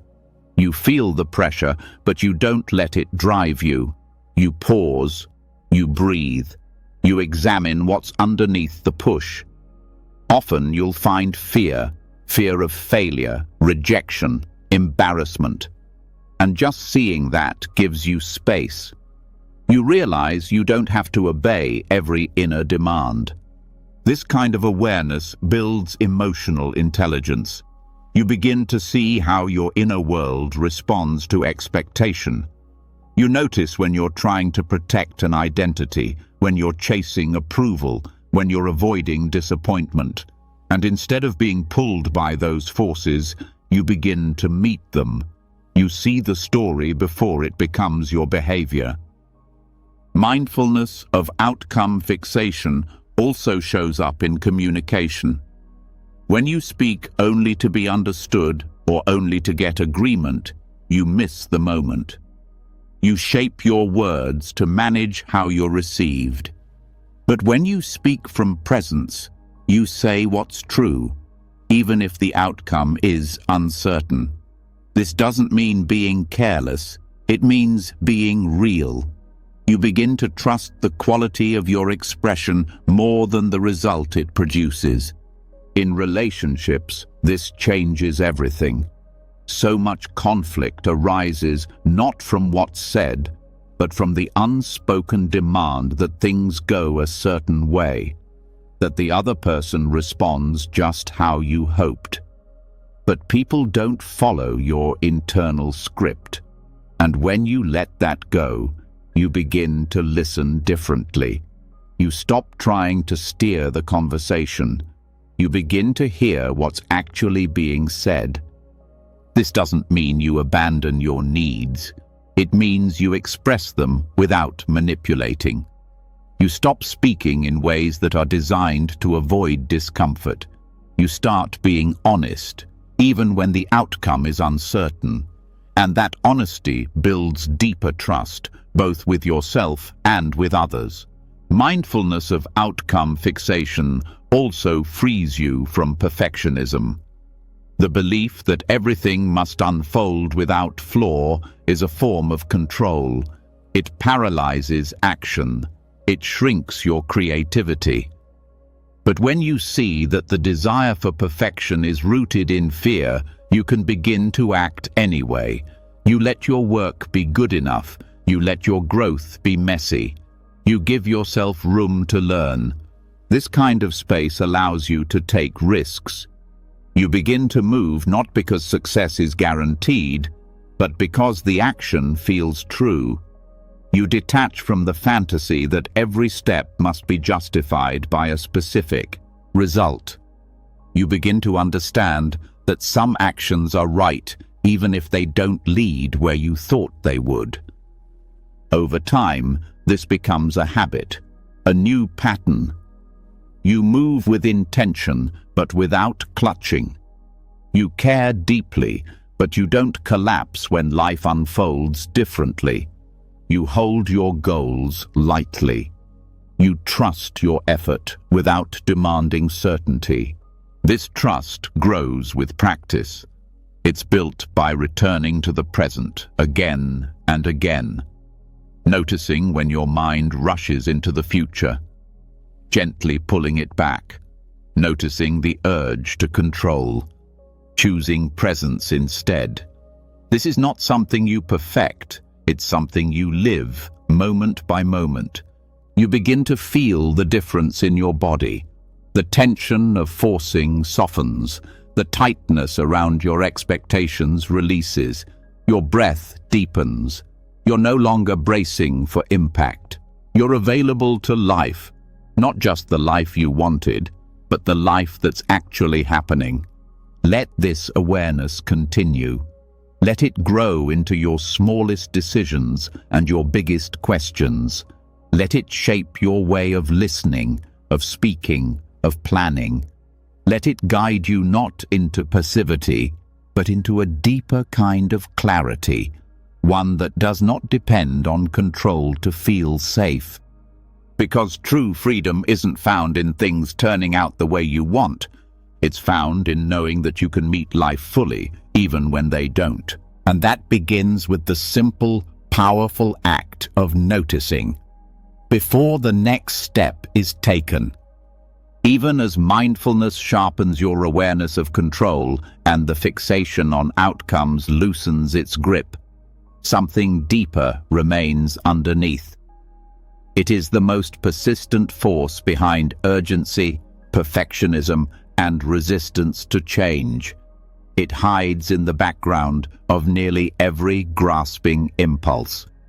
At the heart of control lies fear, not only of failure or disappointment or judgment, but of something final. The fear that time is slipping, that loss is unavoidable, that life will end. And this truth, often avoided or softened by distraction, is precisely what needs to be faced. Not with panic, but with clarity. This is where Maranasati begins, mindfulness of death. Contemplating death is not morbid. In Buddhist practice, it is an act of awakening. It cuts through illusion and places the present moment in full perspective. It shows what truly matters. It puts the idea of control into its proper context, not to frighten, but to liberate. Because the more clearly you see the certainty of death, the less interest you have in wasting life on things you cannot truly hold. This reflection begins not with philosophy, but with direct acknowledgement. You will die. This body, no matter how cared for, will not last. This name, this role, this story, they will pass. Everyone you love will also go. Everything you have will change hands or dissolve, and nothing you build will remain untouched by impermanence. When this is forgotten, urgency grows. You cling tighter, you rush to achieve, to fix, to secure. But when this is seen directly, a strange calm begins to rise, because in the face of death, control is revealed for what it is, a false protection, a shield made of ideas. You can't control when you die. You can't guarantee the safety of those you love. You can't stop time. No amount of planning or perfection will hold life in place. And when this becomes real, a different kind of surrender begins. Not despair, not numbness, but a deep, grounded letting go. The Buddha taught Maranasati not to cause fear, but to remove fear, because fear thrives in the unspoken. When death is denied, it grows in the shadows. But when death is seen clearly, it loses its hold. The contemplation becomes a mirror. It shows that what you're trying to secure with control is not actually secure at all, that the desire to manage every outcome is often a way to avoid the truth that nothing is guaranteed. This reflection changes your relationship to time. The obsession with saving time, filling time, managing time, all of it softens when you realize how little of it is actually yours to hold. Instead of trying to squeeze meaning into every second, you begin to appreciate the time you do have. You use it more wisely, not to do more, but to live with more honesty. You stop racing. You begin to listen. You prioritize depth over speed. It also changes your relationship to loss. When you resist death, every ending feels like an attack. But when you contemplate it regularly, endings stop being surprises. They become part of the rhythm. You expect them. You honor them. You don't love less. You love more deeply because you know that nothing lasts. This doesn't numb your emotions. It strengthens them with presence. It teaches you to show up while you still can. Maranasati teaches that every attachment you cling to, every identity, every possession, every plan is temporary. This is not a punishment. It's a call to presence. You stop trying to build permanence where there is none. You stop using control to avoid the discomfort of change. You learn to stand in the flow of life, not against it. This reflection also brings humility. You realize that no matter how strong, smart, or successful you are not above death. It puts everyone on equal ground. The need to prove, to impress, to outperform becomes meaningless when placed next to mortality. You stop comparing your life to others. You start focusing on how to live it well. It also teaches compassion. When you remember that everyone is moving toward the same end, you become softer. You judge less. You hold less resentment. The driver who cuts you off, the colleague who annoys you, the friend who disappoints you, they are all, like you, temporary. And that truth opens your heart. You stop taking everything so personally. You see the fragility in others and in yourself. Maranasati also changes your view of suffering. You stop expecting life to be easy.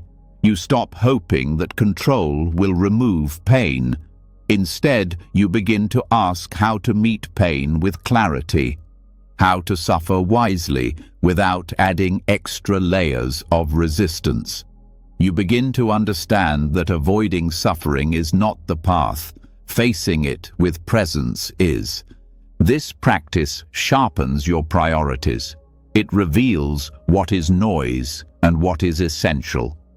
Many of the things you stress about lose their urgency when placed next to death. You begin to let go of the opinions that don't matter, the arguments that drain your energy, the goals that aren't rooted in your values. You simplify, not out of fear, but from clarity. You also begin to make decisions more cleanly. When you know time is limited, you stop postponing honesty. You say what needs to be said. You walk away when it's time to walk. You commit when something truly matters.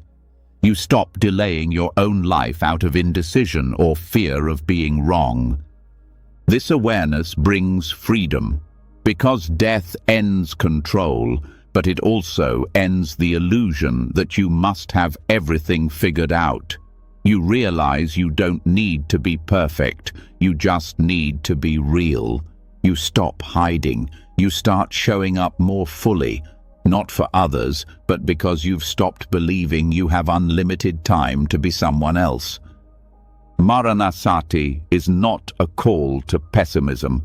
It is a call to live while you can, to stop numbing, to stop escaping, to stop believing that control is what will make life meaningful. It is the invitation to step into life completely, with all its mess, beauty, uncertainty, and depth.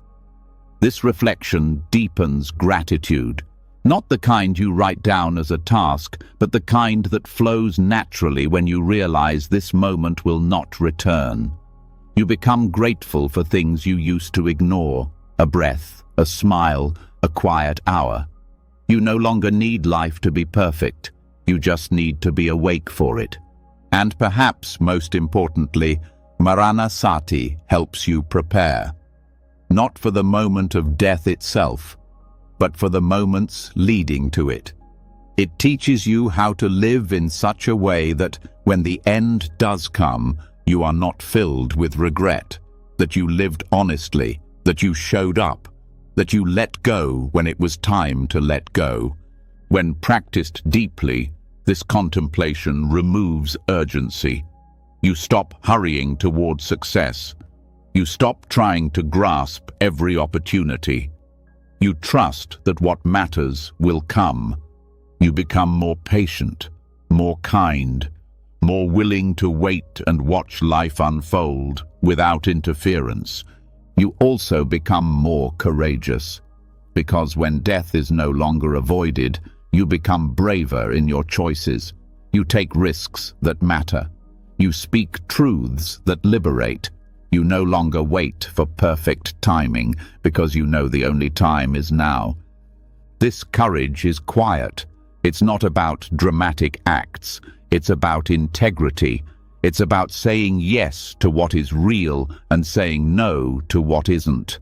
It's about holding yourself to a standard, not of success, but of sincerity. Let this reflection be close. Let it sit with you in silence. Let it guide your next decision, your next interaction, your next breath.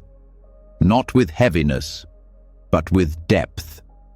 Not with fear, but with presence.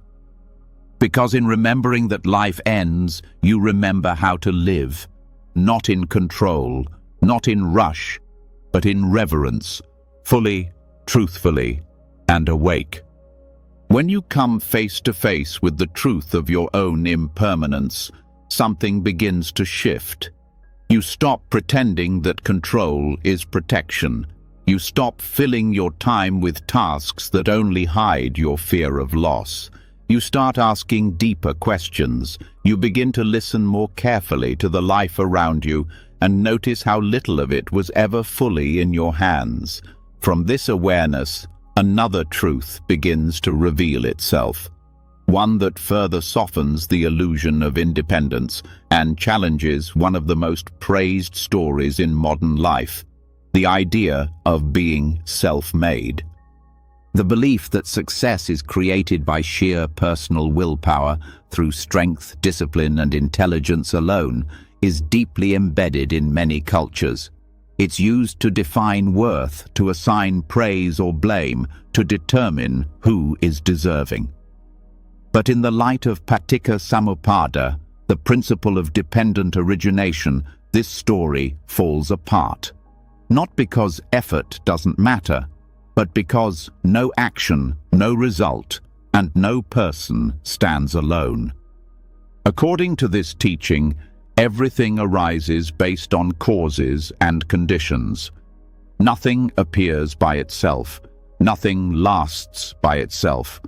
Every thought, every emotion, every decision is shaped by a vast web of interconnection. You are not a single, solid self operating in isolation. You are part of a process, a movement that began long before you and will continue long after.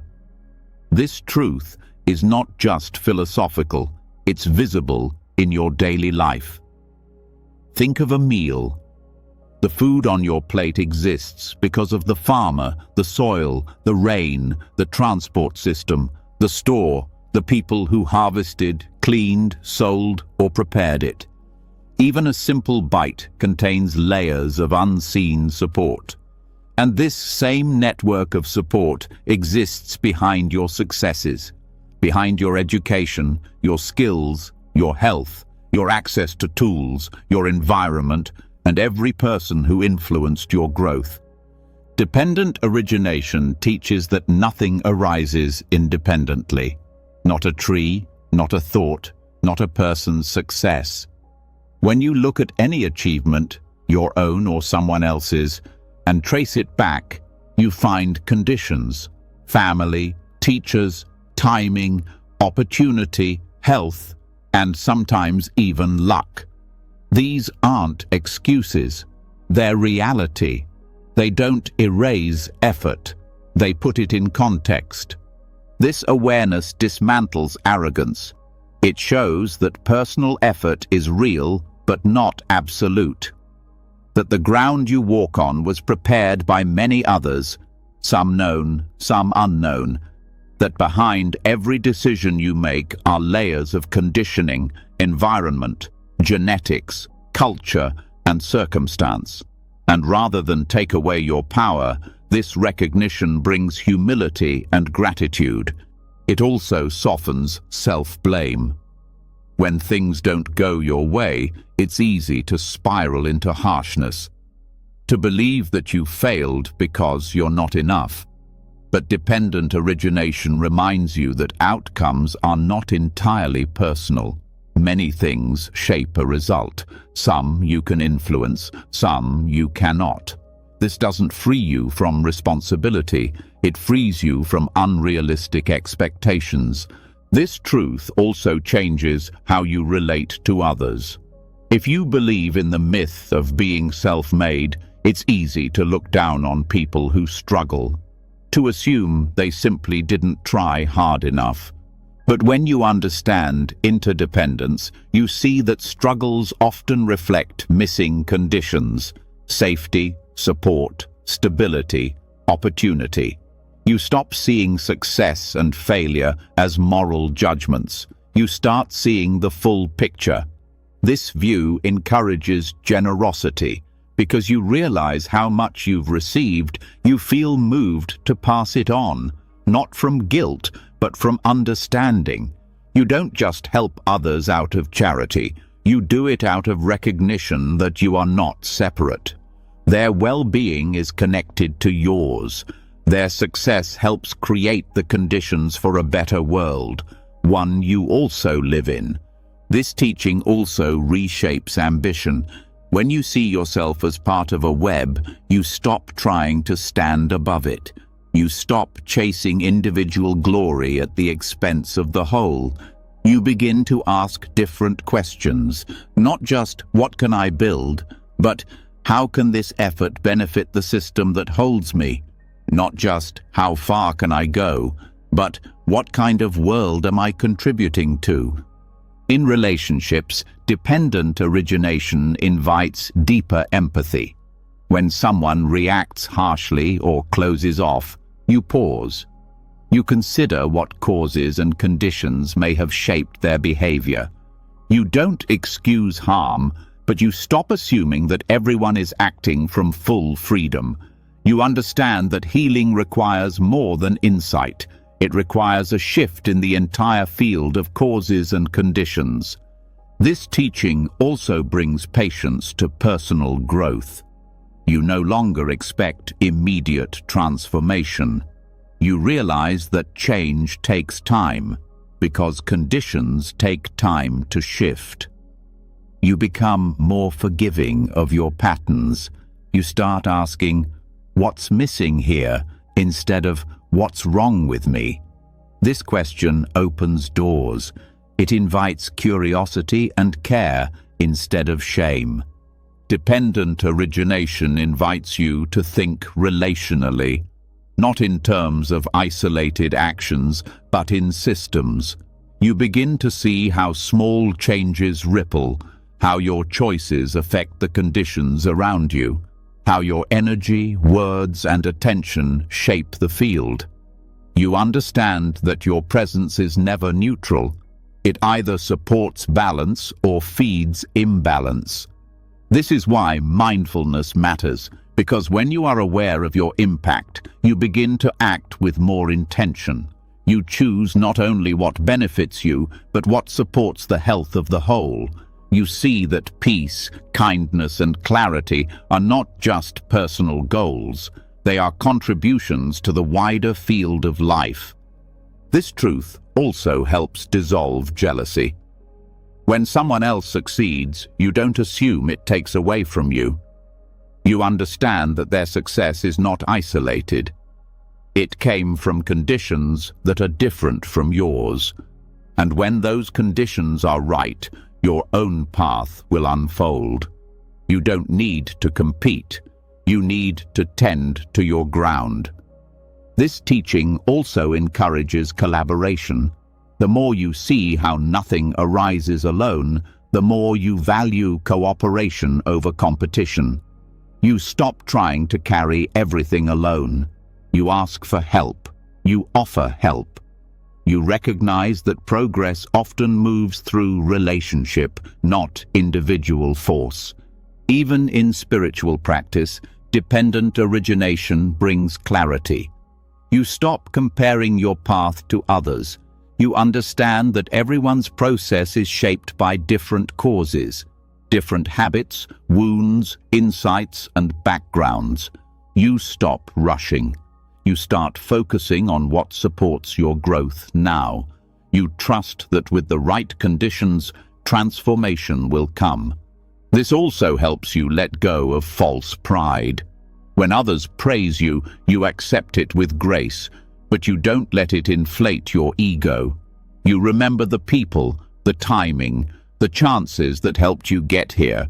You hold your success lightly, not because it doesn't matter, but because it's not only yours. And when things fall apart, this teaching provides resilience. You stop blaming fate or yourself.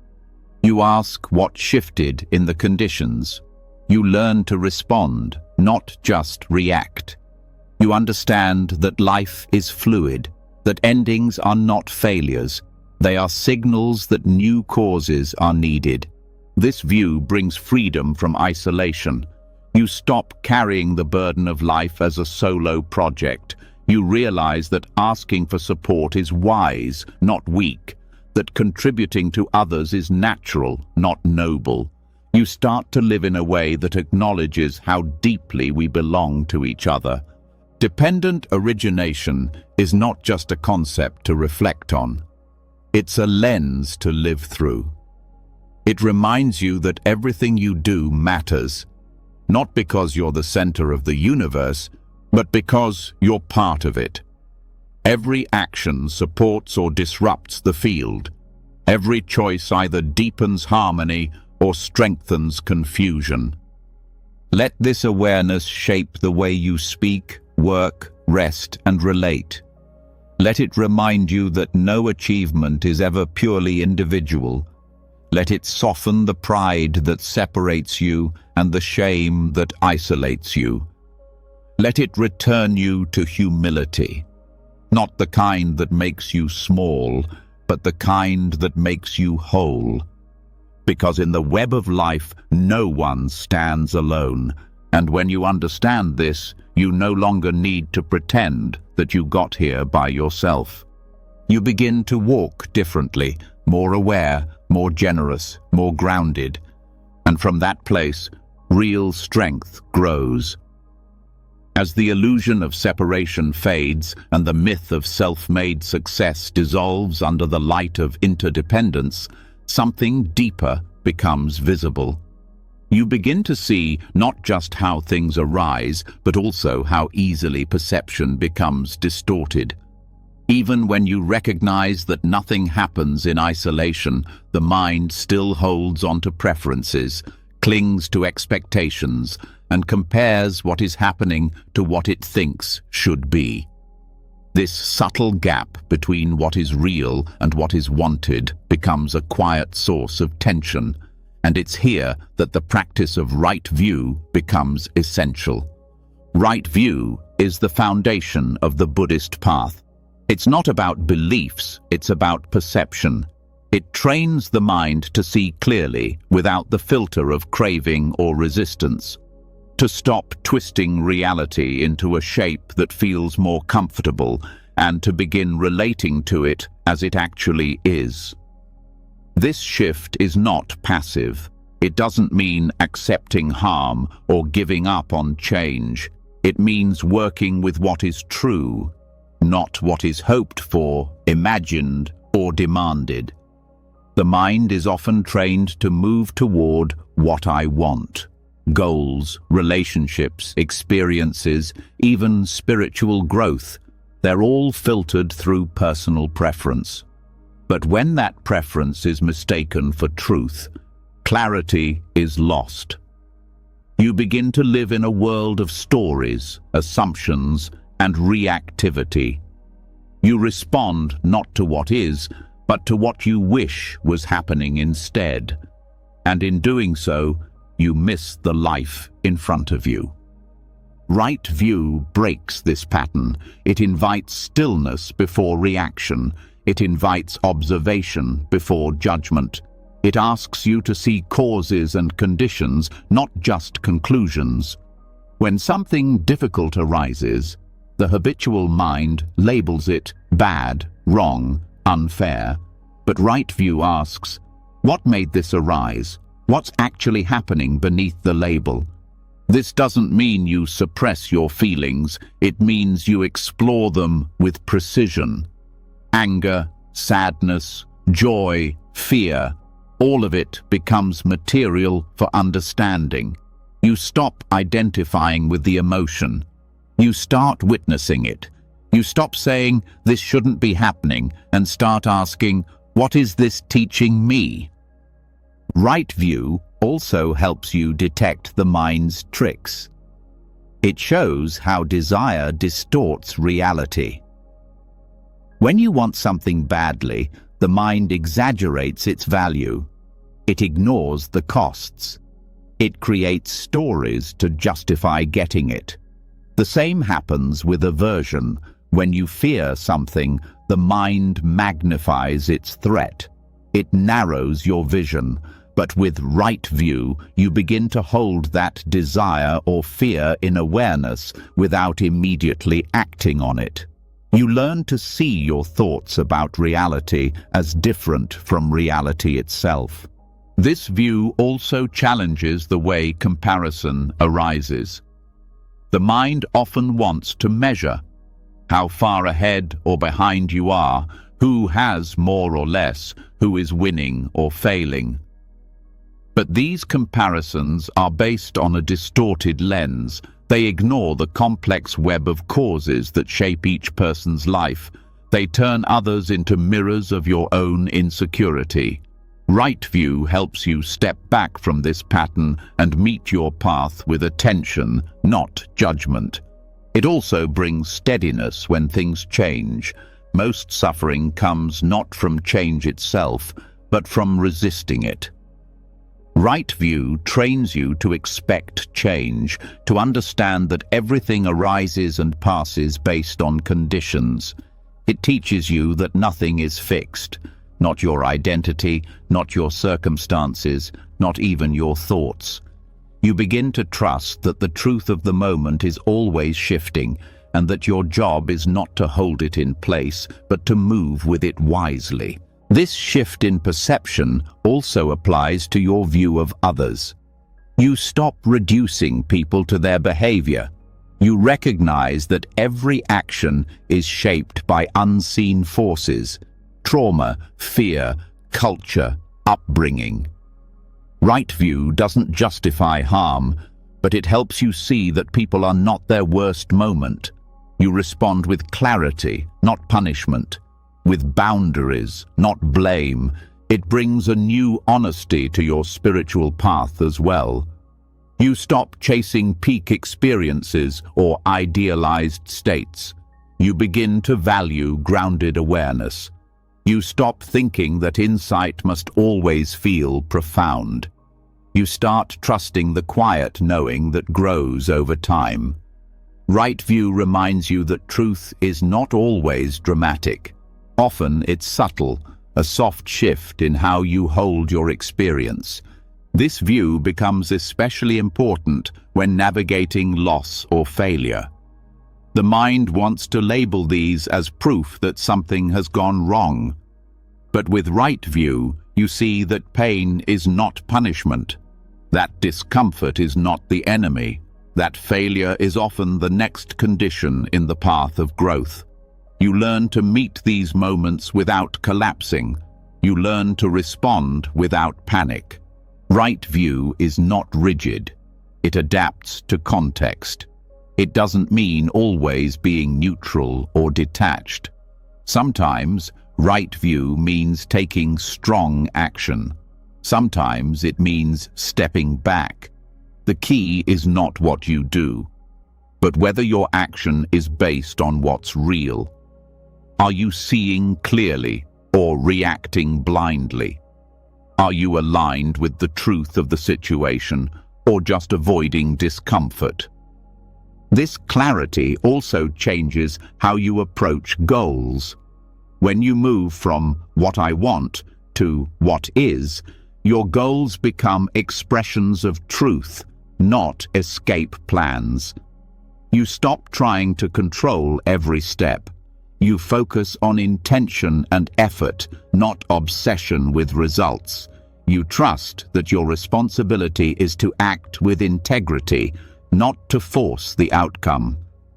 Right view also reveals how deeply craving influences perception. When the mind wants pleasure, it overlooks warning signs. When it wants to avoid pain, it dismisses necessary truth. This bias affects every layer of decision-making. Right view shines light on these blind spots. It teaches you to ask, am I seeing clearly or just seeing what I want to see? This brings more integrity to your daily life.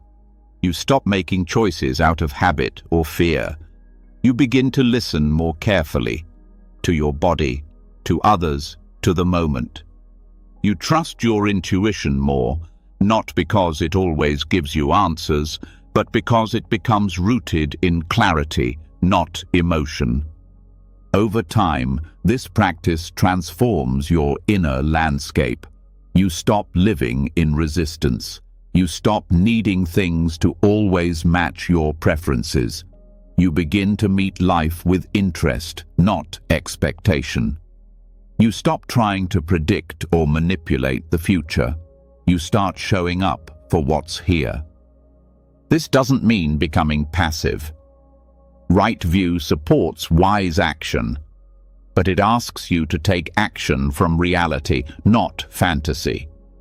You plan, you prepare, you work, but without illusion. You know that conditions change, that nothing is guaranteed, and so your effort becomes clean, steady, flexible. In conversations, right view teaches you to hear what's really being said, not just what you assume or fear. You ask more questions. You pause before reacting. You listen without preparing your reply. You stop defending your image. You start listening with your whole attention. This view also protects you from self-deception. The mind wants to avoid what's painful to see. It wants to stay comfortable. But right view challenges this. It invites discomfort. It tells you that truth is more valuable than comfort, that growth requires honesty, that peace requires facing what is real, even when it's difficult. Let this awareness continue to deepen. Let it guide how you read situations, how you respond to emotion, how you plan your day. Let it remind you that perception is powerful, and that clarity is not something that happens once, but something you practice in every moment. Because when you begin to see what is truly there, not just what you want to see, you begin to live with real wisdom. You stop arguing with reality. You stop needing life to match your preferences. You begin to meet life as it is, and that meeting point is where freedom begins. As perception shifts from craving to clarity, and you begin to meet life as it truly is, rather than how you wish it to be, something else becomes more obvious: the invisible pressure of time. Even when you start seeing with right view, the clock continues ticking in the background of your mind. You feel it in your breath, your schedule, your comparisons, your fears. It doesn't just push you forward, it weighs on your choices. It shows up as urgency, frustration, restlessness, and often the suffering tied to time doesn't come from time itself, but from the way we relate to it. Buddhism offers a different relationship to time, one that is not linear, not rigid, and not measured by deadlines. It invites you to step outside the belief that progress must follow a strict path or that worth is proven through speed. It helps you see that urgency is often another form of control, and that clinging to specific timelines is a quiet way of saying, "This moment isn't enough."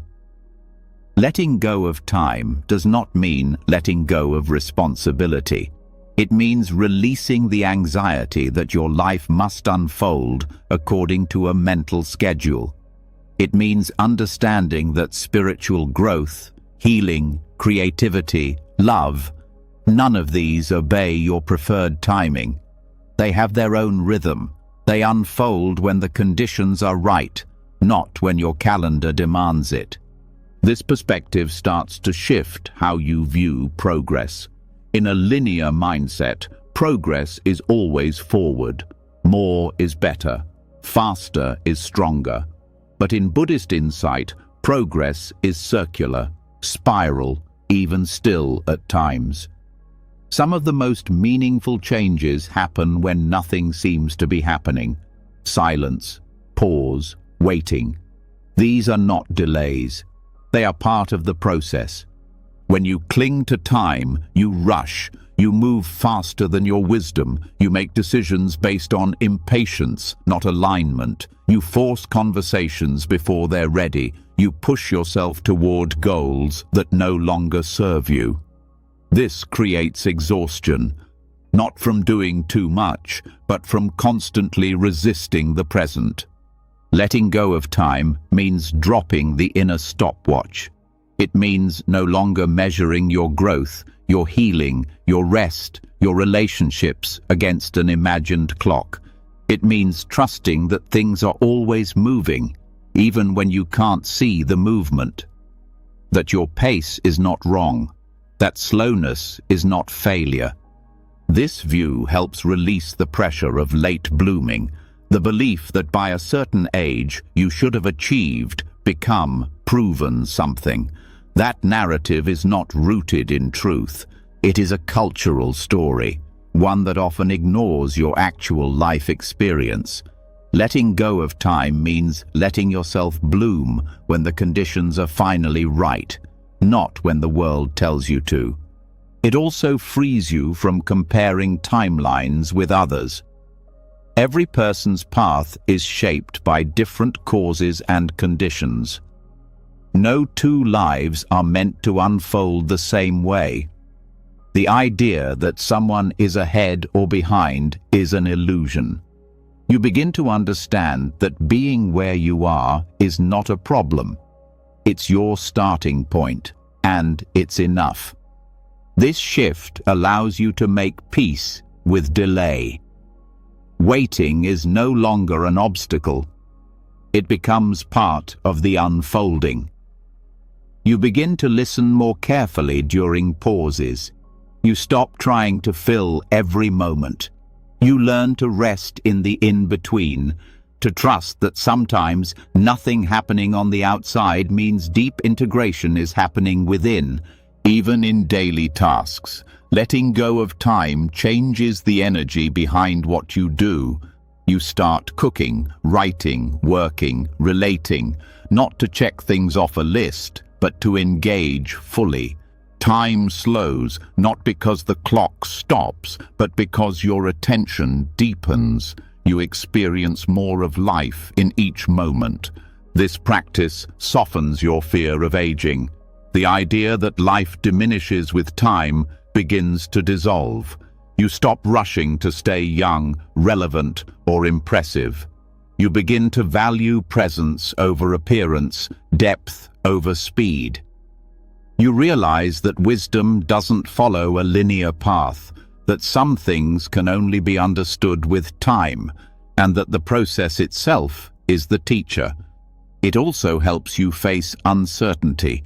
When you're no longer trying to control how quickly things resolve, you become more stable in the unknown. You stop demanding answers before they're ready. You stop assuming that discomfort means something is wrong. You learn to stay with the questions longer, to allow clarity to arrive on its own. This view transforms how you relate to goals. Instead of racing toward a result, you begin to move from purpose. You act because it aligns with your truth, not because you're running out of time. You're no longer chasing milestones. You're cultivating presence. And that presence often leads to more meaningful results. Not because you forced them, but because you stopped rushing them. Letting go of time also restores joy. When you're no longer focused on how much time you have left or how far you have to go, you begin to enjoy where you are.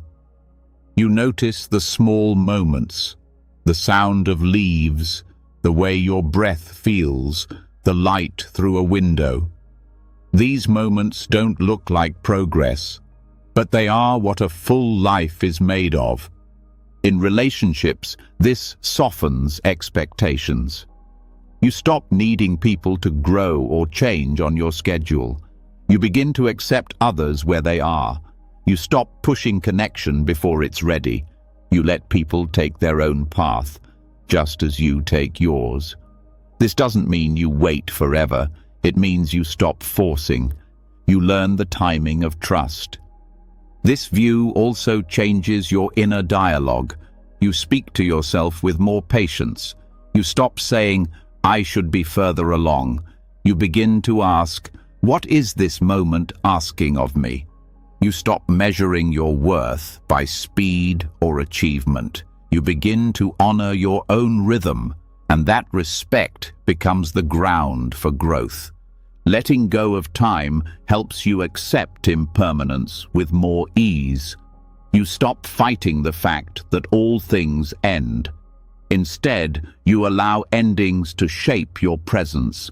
You begin to cherish more and cling less. You stop delaying love. You stop waiting to start. You understand that the time is now, not because it's urgent, but because it's real.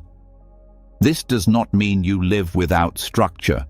It means you hold structure with flexibility. You still make plans. You still keep commitments. But you don't let schedules define your worth. You don't let time pressure override your awareness.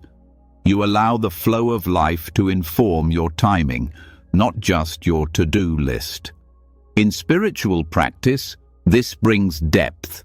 You stop expecting instant transformation. You stop rushing to feel better. You begin to settle into longer processes. You understand that insight ripens in layers, that some teachings must be lived before they're understood, that growth is not always felt, but it's always moving. Let this awareness settle into your breath. Let it loosen the grip of urgency. Let it shift the way you plan, the way you wait, the way you respond. Let it teach you that freedom does not come from perfect timing, but from releasing your demands on time itself. Because peace is not hidden in the future, it's here, underneath the rush, quiet, steady, waiting to be seen. When you begin releasing your grip on time, the mental deadlines, the anxious pacing, the belief that everything must unfold now, a softer rhythm starts to emerge. One that doesn't rush or delay, but flows in alignment with what the moment truly needs. In that space, urgency no longer drives your behavior, but something subtler still remains, the ego's wish to shape, to fix, to control. Even without a clock pushing you, there may still be a voice inside that says, "I must make this happen." This voice can be relentless, and often it hides beneath the surface of good intentions. To meet it fully, what's needed is not more willpower, but compassion. Compassion, or karuna, is not sentimental. It's not about rescuing, pleasing, or becoming passive. It's a direct, heartfelt response to suffering, your own and others. And its power lies in how it dissolves the tightness of ego. Ego wants to control outcomes to protect its sense of importance. Compassion doesn't need to control anything. It sees pain and chooses to stay open anyway. It doesn't panic when things go wrong. It doesn't withdraw when discomfort arises. It simply remains present and engaged. When you meet yourself with compassion, the need to force your way through life starts to fade. You no longer try to bully yourself into growth. You stop defining your worth by your productivity or success. You understand that you're human, imperfect, changing, learning. And this kindness toward your own imperfection makes room for transformation without pressure.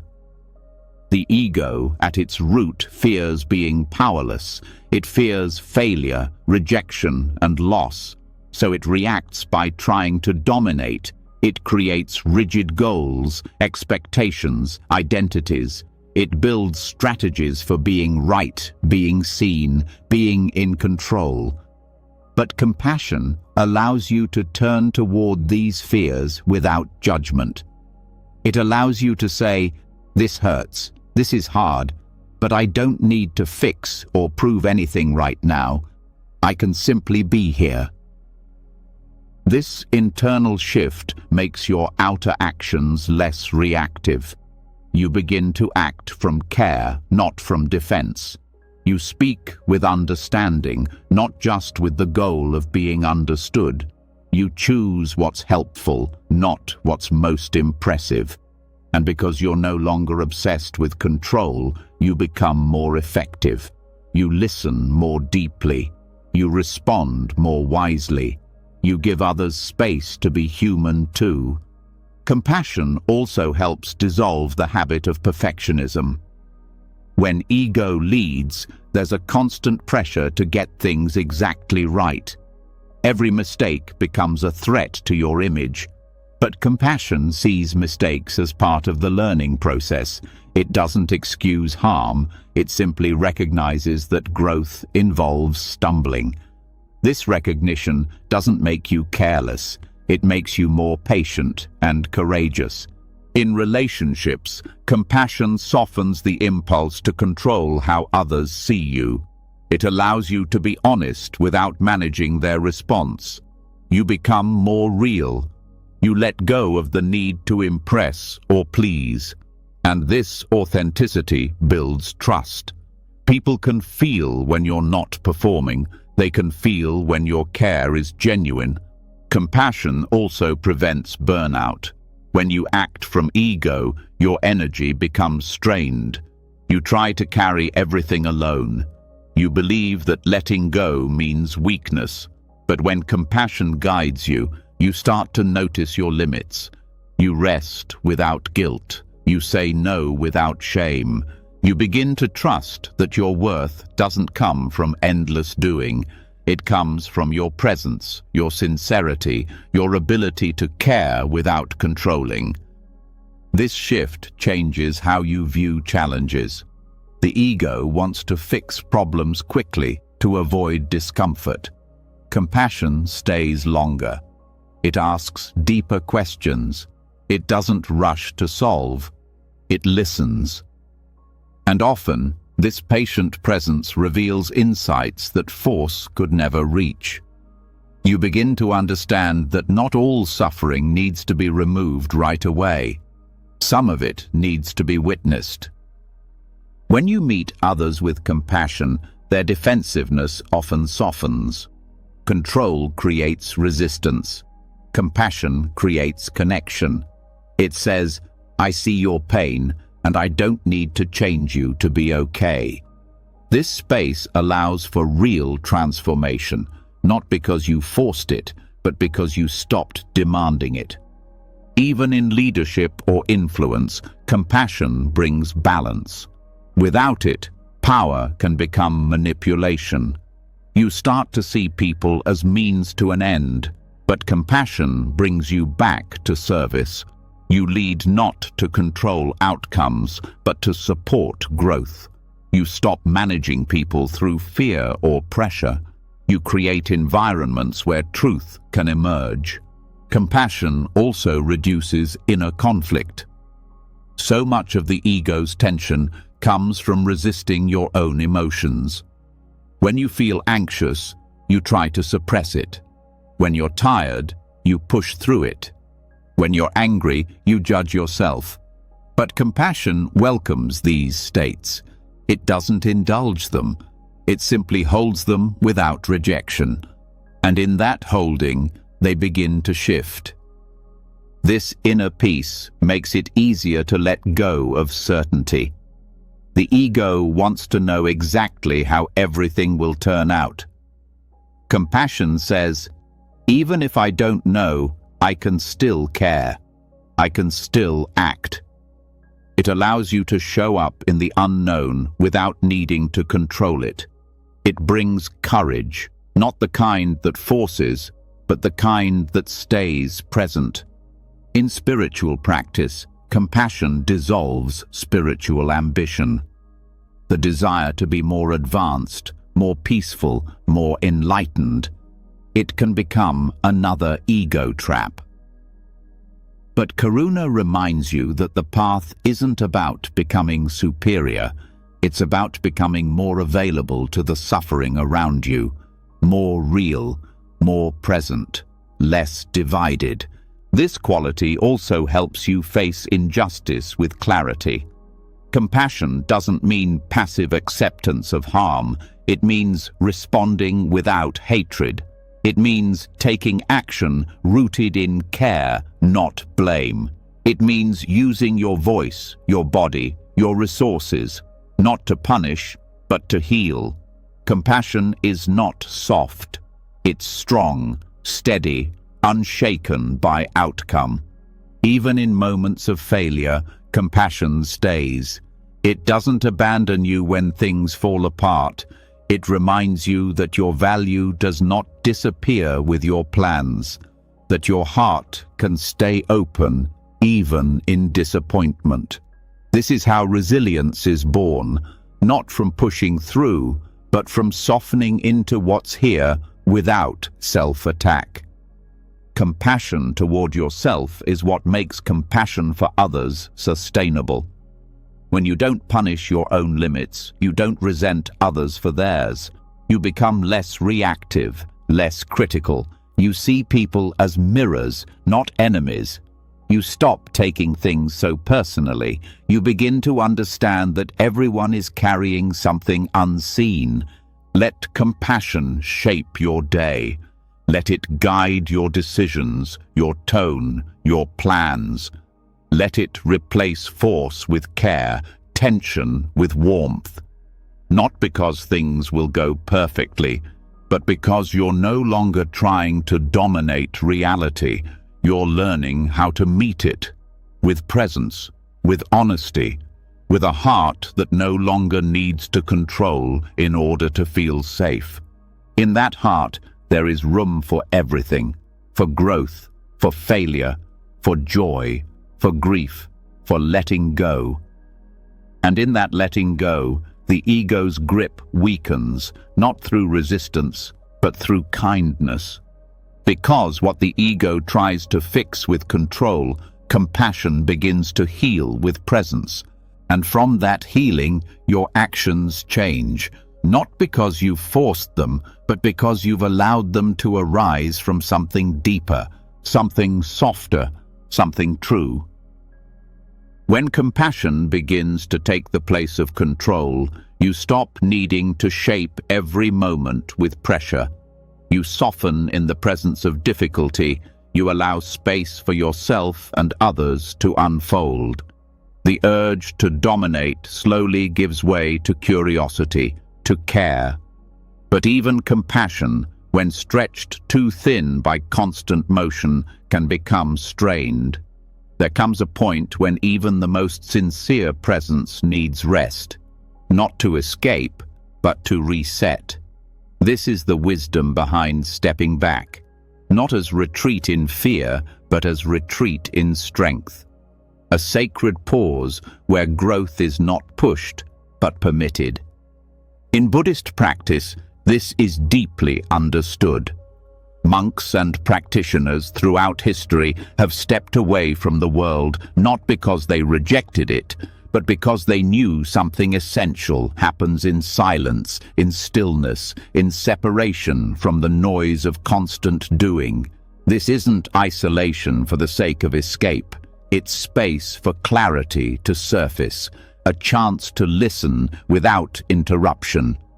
And within this space, something surprising often happens. Progress accelerates without force. The modern mind often resists retreat. It sees withdrawal as weakness or laziness. It associates stepping back with falling behind. But that assumption is built on the illusion that constant movement equals effectiveness. The truth is, many of the most meaningful changes happen when nothing external appears to be changing at all. Insight, integration, and deep transformation often require silence and slowness. Creating space doesn't mean abandoning responsibility. It means honoring rhythm. Every system, biological, emotional, mental, needs rest to recover, to process, to reorganize. When you pause, you give your nervous system permission to reset. You allow your thoughts to settle like silt in still water, and when the water clears, you can finally see the truth beneath. In retreat, the pressure to perform falls away. You no longer need to meet the demands of others. You don't need to explain yourself, compete, or impress. This emptiness creates room for truth to surface. Not the kind shaped by expectation, but the kind that's always been waiting under the noise. You stop hearing just the loudest parts of yourself and start hearing the parts you've ignored. Pulling back also reveals patterns. When you step out of the cycle of constant doing, you begin to see what drives your action. You notice the automatic responses, the subtle compulsions, the hidden motivations that shape your behavior. In daily life, these patterns are easy to miss because you're too close to them. But with distance, they become clearer, not for judgment, but for understanding. In this understanding, healing happens, not by force, but by permission. The body begins to relax in ways it hasn't before. The mind loosens its grip on control. Emotions that were pushed aside finally rise and release. Not because you analyze them, but because you gave them space to move. This is what makes retreat powerful. It doesn't solve problems by thinking harder. It allows the deeper intelligence of the body and heart to do their quiet work. Stepping back also changes how you relate to goals. You start to see which ones came from truth and which came from fear. You begin to feel which dreams still resonate and which have expired. Without the pressure to prove or produce, your inner compass resets. You remember why you began. And if the original reasons no longer hold, you are free to begin again. This freedom makes it easier to release what no longer fits. In the quiet of retreat, it becomes obvious which habits and roles are draining your energy. You no longer need a dramatic crisis to justify letting go. You simply feel the difference between what nourishes you and what depletes you. That clarity doesn't always come through thinking. It often comes through silence. In monastic life, retreats are not escapes. They are resets. They are structured, deliberate, and purposeful. Time is given not just to rest, but to reconnect with the breath, with the present, with reality as it is. You don't retreat to avoid the world. You retreat to meet it with greater awareness. Even short periods of retreat, a few hours, a day, a weekend, can have profound effects. They allow the mind to drop below surface-level thinking. They restore balance. They make space for insight. They renew the body's energy. You don't need to disappear into the mountains to benefit. You need only to create conditions where quiet is allowed to take root. What unfolds in this quiet is not always comfortable. Retreats bring forward what you've avoided, but they also bring the strength to meet it. When you are no longer caught in constant reaction, you can respond with more clarity. When you are no longer pulled by urgency, you can move with deeper purpose. This practice also redefines productivity. You begin to see that being effective isn't about doing more. It's about doing what matters when it's time.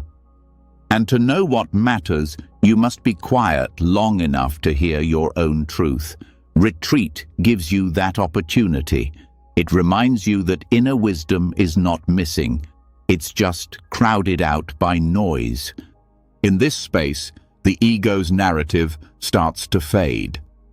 The need to manage every detail, to control every outcome, begins to lose strength, because you've stepped away from the game where worth is earned by performance.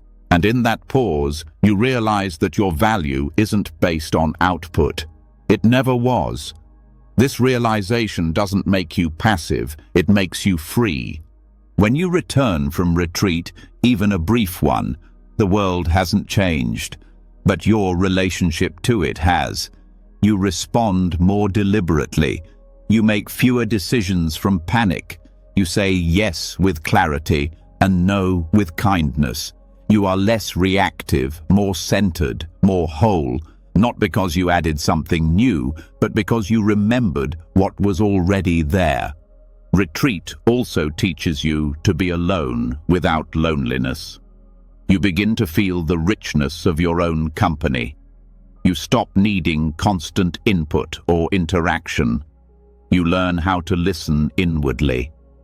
And from that listening, a new kind of strength arises. Not the strength to fight harder, but the strength to move with grace. In time, you realize that retreat is not separate from life. It is a way of life, a rhythm, a returning. You carry its lessons with you into daily interactions, into work, into love, into conflict. You stop filling every space. You begin to honor the value of stillness, even in motion. Let yourself create this space, even for a few minutes a day. Let yourself pause without guilt. Let the silence speak. Let the body rest. Let the heart unclench. Because from that place of quiet, outcomes unfold not by force, but by alignment. You don't need to push, you need to listen. And in listening, you begin to hear what your life has been trying to tell you all along. When you give yourself permission to step back, when you stop forcing action and allow space for quiet unfolding, something deeper becomes visible. Not just inside of you, but all around you. You start to see that the world keeps turning, even when you're not holding it up. That growth continues even when you rest. That wisdom arises when you stop trying to chase it. In the silence of retreat, there is a quiet truth. You are not doing life alone. You never were. This is the beginning of interbeing. Interbeing is a teaching most clearly expressed through the words and life of Thich Nhat Hanh. It is not just a philosophy. It is an invitation to see the world differently, to recognize that nothing exists by itself. Everything leans on everything else. Every breath, every movement, every event is part of a web of relationship. When this is seen, the pressure to control softens and trust begins to take its place. You are taught from an early age to be independent, to achieve alone, to carry your own weight. This can create strength, but it also creates isolation. It builds the illusion that you must figure out everything by yourself, that you must succeed through your own effort alone. But this belief hides the deeper truth, that life is a shared movement, that nothing arises in isolation, that even your breath is not yours alone. It comes from trees, from clouds, from oceans, from the sun. Interbeing points to this truth with quiet power. The food on your plate was grown by many hands. The ideas in your mind were shaped by books, teachers, and conversations. Your resilience was nourished by those who showed you kindness. Even your struggles were shaped by conditions beyond your control. Nothing stands alone. This understanding dissolves the myth of self-sufficiency. It doesn't make you weak, it makes you connected. It allows you to stop pretending that you must carry everything by yourself. It invites you to lean into the support that has always been there, not just from people, but from nature, from silence, from the structure of life itself. Trusting interbeing means accepting that life is not a personal project. It is a collective unfolding. You are part of something larger than your plans, larger than your identity. And when you begin to trust that, you stop needing to manipulate every detail. You stop believing that you're responsible for holding everything together. This trust does not make you passive. It makes you more available. You begin to act not from panic, but from participation. You stop trying to master the flow and start learning how to move with it. You stop seeing others as separate. You recognize that their pain is not different from yours, that their joy is part of your joy, that to care for yourself is to care for the whole. This also changes how you respond to setbacks. When you feel disconnected, unsupported, or lost, the ego says, "You failed, you're alone." But interbeing says, "You are part of something that includes this too. This moment is not the end. It is a thread in a much larger tapestry. And that shift in perspective brings steadiness. It also redefines how you see your contributions. The mind often says, if I can't do something big, it's not enough. But interbeing teaches that every small act ripples. A kind word, a shared silence, a single breath of patience. These shape the field. You don't need to control the entire system. You only need to meet the moment well. Trust in interbeing also transforms ambition. When you realize that everything is connected, you stop chasing success as a separate outcome. You begin to ask, what am I building that others can stand on? You stop striving to stand out and start focusing on how to serve. And in that shift, a different kind of fulfillment arises, one that does not depend on recognition. This teaching also dissolves comparison. If all things arise through interconnection, then comparing timelines or achievements becomes meaningless. Your path is shaped by different conditions, different support systems, different roles in the whole. You stop measuring your value against someone else's moment. You start honoring where you are, because where you are contributes to where we all are. Interbeing brings humility. You recognize that you are both supported and supportive, that your presence matters not because you control everything, but because you are part of the movement. You become more careful with your energy, more respectful of life, more patient with change. You begin to see your life as a contribution, not a competition. This insight also allows you to forgive. When you see others through the lens of interbeing, you realize that their actions are also shaped by causes you may never see. This does not excuse harm, but it helps you understand it. It softens your anger. It makes space for compassion, not just as a feeling, but as a recognition of shared humanity. Trusting interbeing also invites surrender, not the kind that gives up, but the kind that accepts you are not the only force at work. You stop trying to force results. You start planting seeds with care, trusting that the conditions for growth will come. Maybe now, maybe later. Maybe through you, maybe through someone else. But you no longer need to grip so tightly. This surrender allows you to rest. When you know you are not the only one shaping the path, you stop feeling the need to fix everything. You begin to pace yourself. You ask for help. You delegate. You breathe. And from that place, your energy returns because it's no longer being drained by pressure.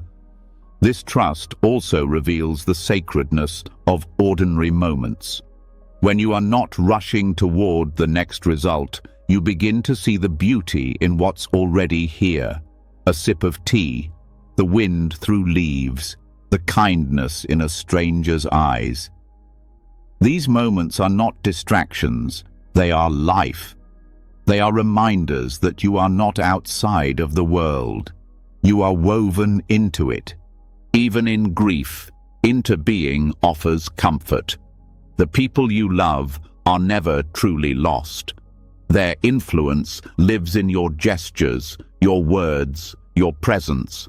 What they gave continues through you, and what you give will continue through others. In this way, no life is isolated. No love is ever wasted. Everything continues in new forms. Let this teaching sink into your daily rhythm.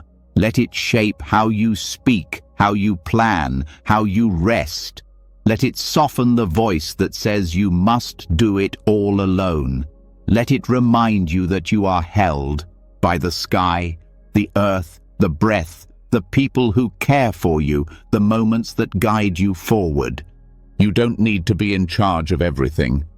You don't need to prove your worth by carrying the world. You are part of the world. And that belonging is more powerful than control.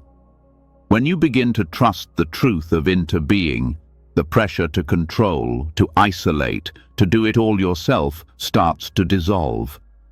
You see how everything you are and everything you become is supported by a network so vast it cannot be measured.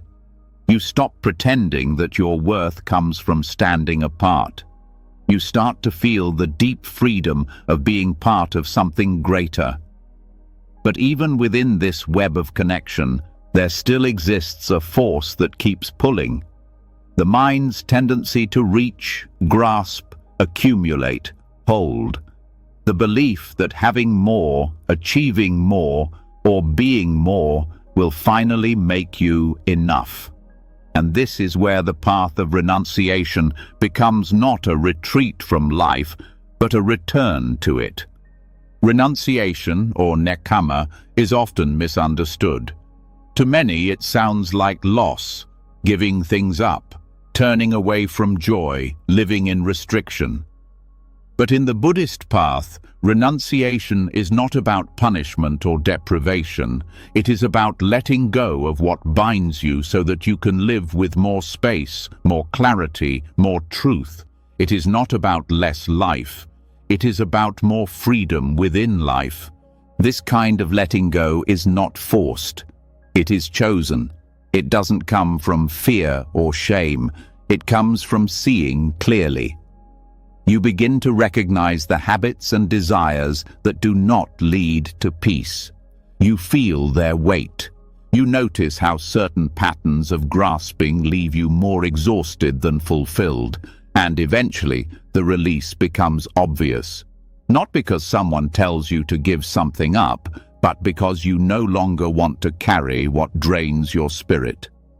Renunciation becomes empowerment when you see it not as rejection, but as alignment. You are no longer willing to trade your peace for short-term comfort. You are no longer available for the endless loop of craving and disappointment. You step away not because life is bad, but because you want to meet it with your whole self, unburdened, undistracted, awake. This form of release starts internally. It's not just about letting go of physical things. It's about releasing mental clutter, emotional loops, false narratives. Letting go of the need to be right, to be praised, to be seen a certain way. Letting go of roles that no longer fit.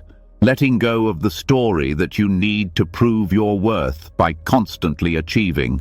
From the outside, it might look like sacrifice, but from within, it feels like a return. You begin to reclaim your energy. You begin to choose stillness over performance, depth over distraction, simplicity over noise. And in doing so, you start to feel more present. You stop being pulled in 10 directions at once. You begin to live in one piece. Renunciation also helps untangle you from compulsion. The ego thrives on automatic doing. It tells you to chase one goal after another. It tells you that rest is weakness, that silence is empty. But when you begin to release this cycle, you realize how much energy you've been wasting on what never brought peace. You begin to choose differently. Not because you're resisting pleasure, but because you're no longer fooled by its temporary relief. This practice also sharpens discernment. You begin to ask deeper questions. What truly nourishes me? What leaves me feeling hollow? What supports my clarity? What pulls me into confusion? Renunciation becomes a form of wisdom. You start to say no, not as denial, but as devotion. You no longer chase what doesn't matter. Even in relationships, this path becomes clear. You stop clinging to people from fear of being alone. You stop holding on to connections that no longer reflect truth. You no longer need someone else to complete you or fix your pain. You release the grasping, and in that space, real love becomes possible. Love without dependency, without pressure, without control. Renunciation also creates room for joy. Not the joy that comes from stimulation, but the joy that rises quietly when your heart is no longer divided. You begin to delight in stillness. You feel beauty in simplicity. You stop needing constant input to feel alive. The mind becomes clearer, the body becomes lighter, the heart becomes softer. This freedom makes your practice more honest. You are no longer meditating to escape pain or to reach some ideal state. You're not performing spirituality. You're present. You begin to sit not to achieve peace, but to remember it. You renounce the need for progress. You return to the breath. You return to what is already here.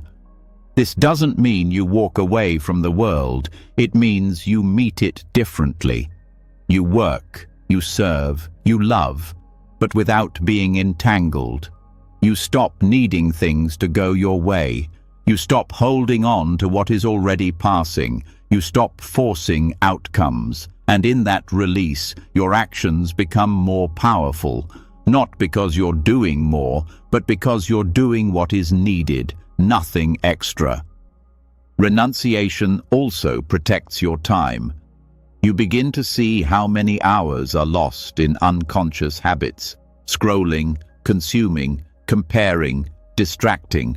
Not because you're lazy, but because you're afraid to feel what's underneath. But when you begin to let go of avoidance, time expands. You start living deliberately. You start choosing your focus. And with that focus comes depth. This path is not about denying pleasure. It's about seeing which pleasures bring peace and which bring noise. It's about choosing the kind of happiness that doesn't fade when the moment ends. You stop running towards stimulation and start leaning into contentment. You begin to understand that less craving means more presence. Less reaching means more connection. There is power in this simplicity, a kind of dignity that doesn't depend on status or success. You stop needing to decorate your life to prove its value. You begin to love the ordinary. You find beauty in what is quiet, unnoticed, real. Your attention sharpens. Your heart becomes more available. You start living from essence, not from image. Renunciation also builds strength. Because letting go is not always easy. It asks you to face what you've avoided. It asks you to stand in discomfort without reaching for distraction. It teaches you to hold pain without collapsing, to feel emptiness without rushing to fill it. This strength is not hard or rigid. It's the strength of someone who trusts their own clarity more than their cravings. Over time, this practice brings peace. Not the fragile peace of getting what you want, but the deep peace of not needing it anymore. You are no longer tossed by every craving. You are no longer pushed by every urge. You live with fewer demands. And in that spaciousness, joy arises. A joy that doesn't depend on changing anything, because the heart itself has changed. This path is not distant or cold. It is full of life, full of presence. It asks not for less feeling, but for clearer feeling. Not for less connection, but for deeper connection. Not for less engagement, but for wiser engagement. You let go not to escape, but to return. To what matters, to what's real, to what you no longer want to live without. Let this way of letting go become your strength. Let it be the doorway back to yourself. Let it show you that you do not need to carry what hurts you, that you are allowed to rest, that you are allowed to choose peace, even if it means walking away from things others chase, because you have begun to see some things are only heavy because they are no longer yours to hold. When you begin to let go, not from avoidance, but from clarity, something inside you softens. The space that renunciation creates is not empty. It's full of truth. You begin to see more clearly what you've been carrying and why. And often, in that stillness, something long buried comes to the surface. Pain. Not just physical or emotional discomfort, but the raw, unfiltered kind of pain that has been hidden behind striving, control, and distraction. Letting go doesn't erase pain. It simply removes the noise around it. And when that noise is gone, you finally face the truth. Pain is not what breaks you. Resistance is. This is where the Buddha's teaching of the two arrows becomes essential. He described it in simple terms. The first arrow is the unavoidable pain of being human. Illness, loss, failure, aging, disappointment. It is part of life. No one escapes it. But the second arrow is the suffering we create around that pain. The mental story, the judgment, the fear, the resistance. The second arrow is not inevitable. It is optional, and it is often more painful than the first. When pain arises, the instinct is to resist, to push it away, to avoid it, deny it, fix it, or numb it. But resistance is a reaction, not a solution. The more you fight pain, the more tightly it holds on. The mind tries to escape it by blaming, comparing, or replaying the past. The body tenses, the breath shortens, and all of this adds a layer of suffering that wasn't there to begin with. Mindfulness invites a different response. Instead of reacting, it asks you to turn toward the pain with curiosity. Not to indulge it or dramatize it, but to meet it directly. To feel the first arrow, fully, honestly, without adding the second. This doesn't mean you enjoy pain. It means you stop amplifying it. You allow it to rise and fall without building a prison around it. This shift changes everything. You begin to notice when you're making things harder than they need to be. A difficult conversation becomes 10 times heavier when you rehearse it for days in your mind. A small mistake becomes a wound when you replay it with shame. The actual experience may have passed, but the second arrow keeps it alive. And often, the second arrow lasts longer than the first. Seeing this clearly gives you power, not to avoid pain, but to stop making it worse. You start catching yourself in the act of layering suffering on top of discomfort. You notice the should that follows disappointment, the self-criticism that follows sadness, the fear that follows uncertainty. And you begin to ask, is this the second arrow? The answer is often yes. And with that awareness, you can stop. You don't need to add judgment to grief. You don't need to add fear to fatigue. You don't need to add resistance to loss. The pain is already here.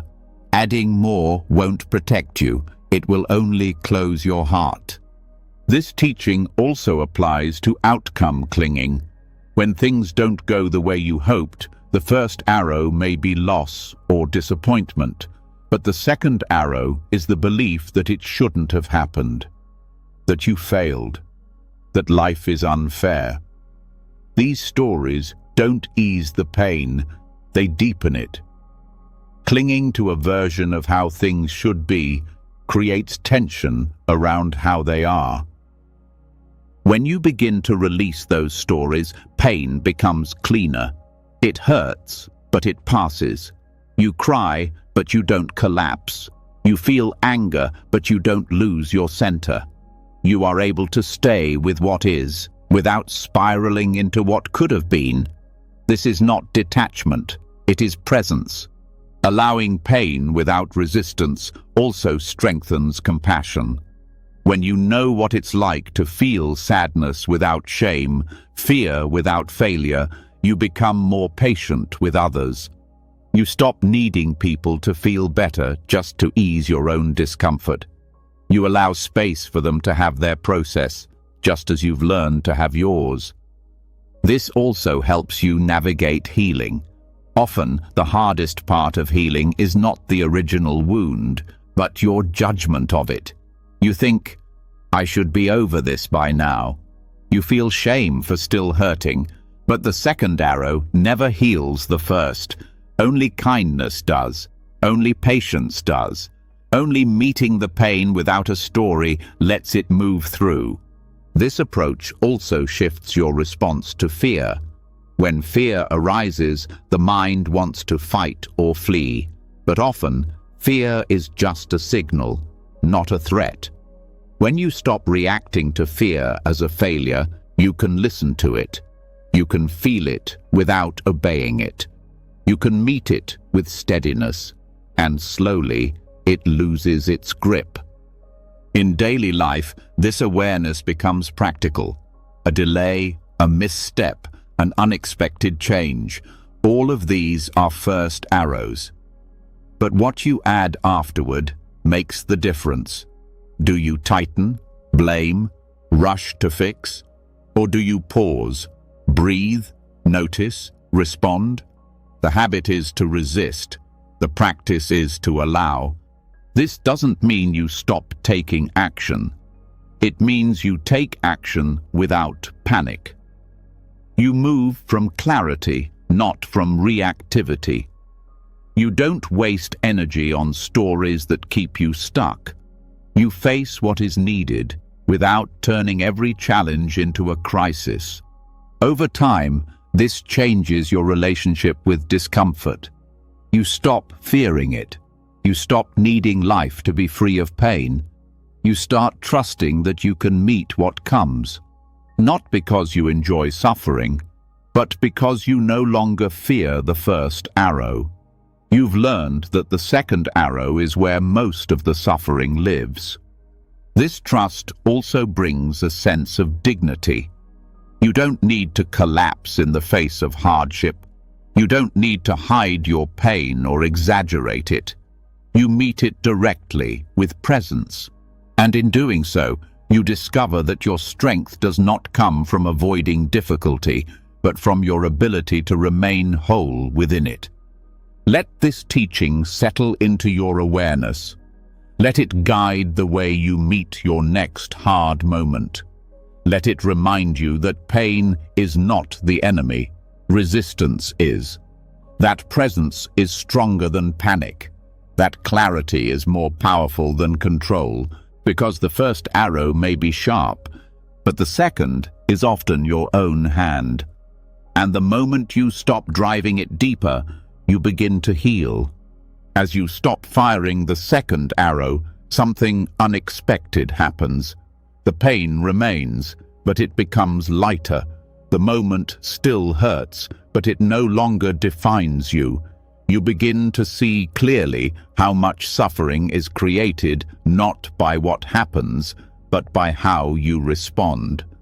This shift marks a new kind of intelligence, one that sees that not every difficulty is a problem to fix, and not every discomfort is a battle to win.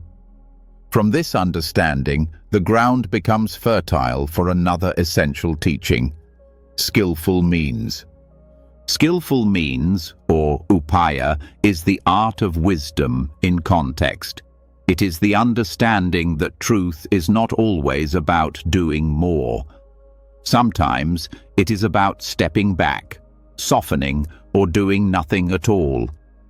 In the Buddhist tradition, skillful means is not about following rigid rules. It is about meeting the moment with clarity and adapting to what it actually needs. It asks, what works here? What leads to less harm? What supports awareness, even if it doesn't look like success? This path often looks different from what the ego wants. The ego says, act now, fix it, prove something. But skillful means says, wait, listen, let go. It does not confuse reactivity with wisdom. It understands that doing for the sake of doing can add confusion, not clarity. And it recognizes that restraint, when born from understanding, is not weakness, it's mastery. Letting go as a form of action may sound passive, but it is often the most engaged and conscious step you can take.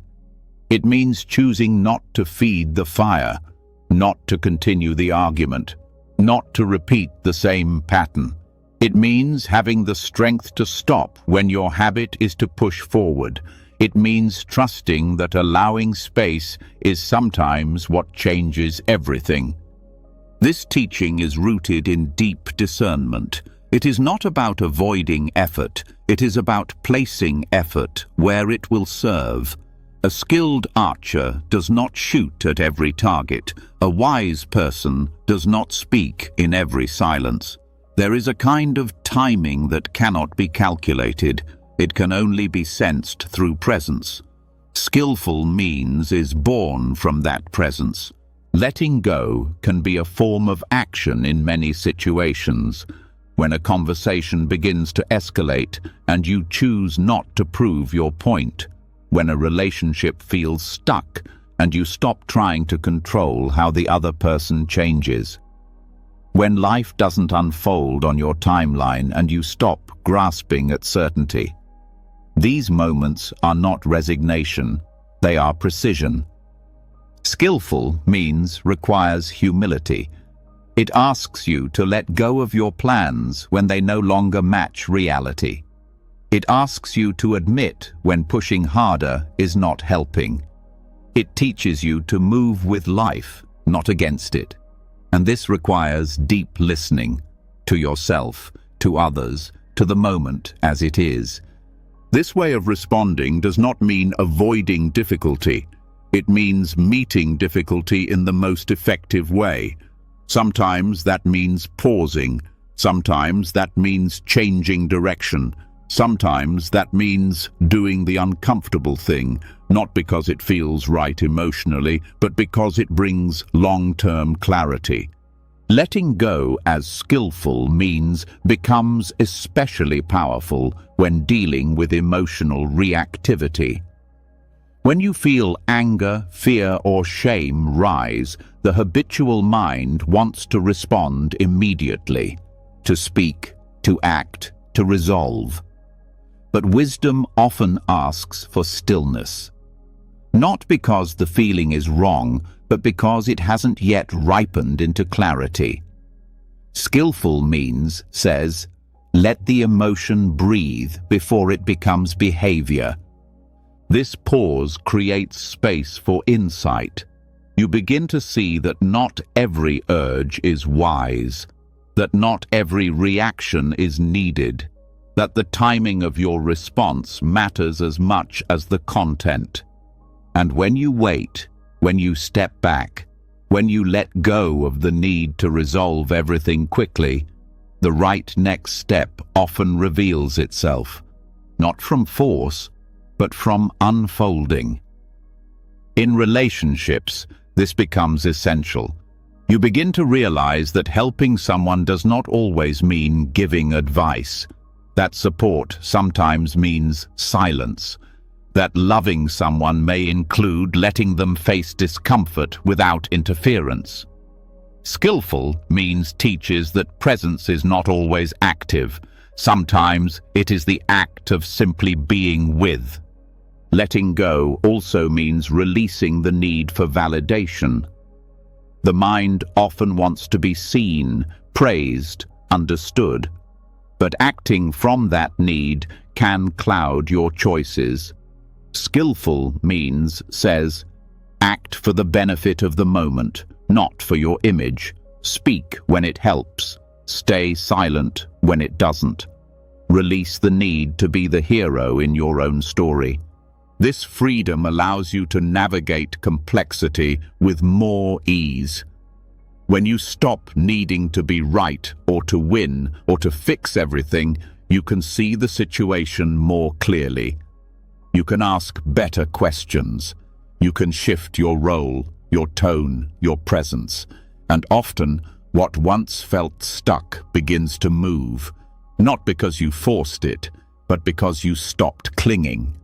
Skillful means is not about doing nothing.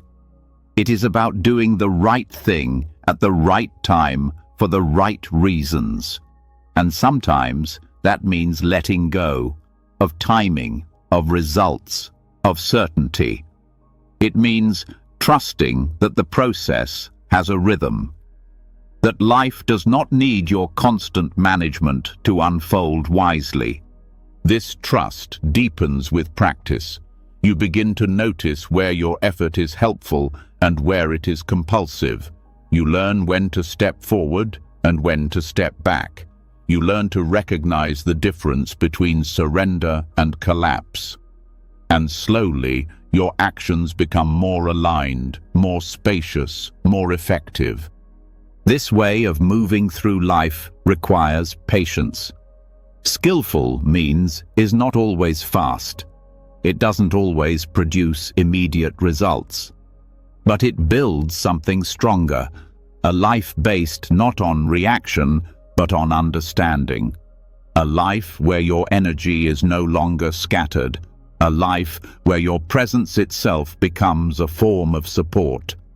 Even in spiritual practice, this teaching applies. Not every session is about reaching a state. Sometimes the most skillful thing is to let go of striving and simply sit. To stop trying to achieve insight and just be with your breath. To stop fixing the self and start accepting the self. From that space, transformation happens. Not because you forced it, but because you finally allowed it. Letting go does not mean doing less. It means doing with more awareness, with more care, with more trust in the wisdom of pause. It means choosing not to push when pushing will only create more resistance. It means stepping back, not out of fear, but out of clarity. In a world that often rewards noise, speed, and performance, skillful means is a quiet revolution. It is the wisdom that recognizes. Sometimes, the most powerful thing you can do is stop, breathe, wait. Let the truth of the moment reveal itself before deciding how to meet it. Let this wisdom guide you forward. Let it shape the way you speak, act, and rest. Let it remind you that mastery is not about control. It's about responsiveness, about knowing when your action adds clarity and when your silence does more. About trusting that sometimes the best way forward is not to force your way through, but to step aside and let what wants to happen, happen. You've walked through some of the deepest teachings in Buddhist wisdom, not to learn how to escape life, but how to live it without grasping, without forcing, without wearing yourself thin, trying to control what can't be held. You've seen how craving twists desire, how identity fuels tension, how silence heals more than words, and how letting go can sometimes be the most powerful move of all. You've learned to spot the second arrow, to release timelines, to rest in presence, and to trust the quiet intelligence of interbeing. You've felt how compassion dissolves the ego, how retreat creates transformation, and how renunciation isn't loss, it's freedom. This isn't about doing less. It's about doing from peace instead of panic, from clarity, not pressure, from wisdom, not fear. So as you drift into sleep, let the lessons settle deeper than thought. Let your breath soften. Let your hands unclench. There's nothing to fix, no outcome to chase. Just this moment, quietly unfolding, and you finally at ease within it. If something in this journey touched you, a phrase, a shift, a breath, share it in the comments below. Not for performance, but as a way to mark your path. Your insight might be the spark someone else needs to hear tonight. And if you'd like to keep exploring this kind of wisdom, don't forget to subscribe and turn on the bell. We're building a space here for clarity, calm, and real growth, and you're always welcome.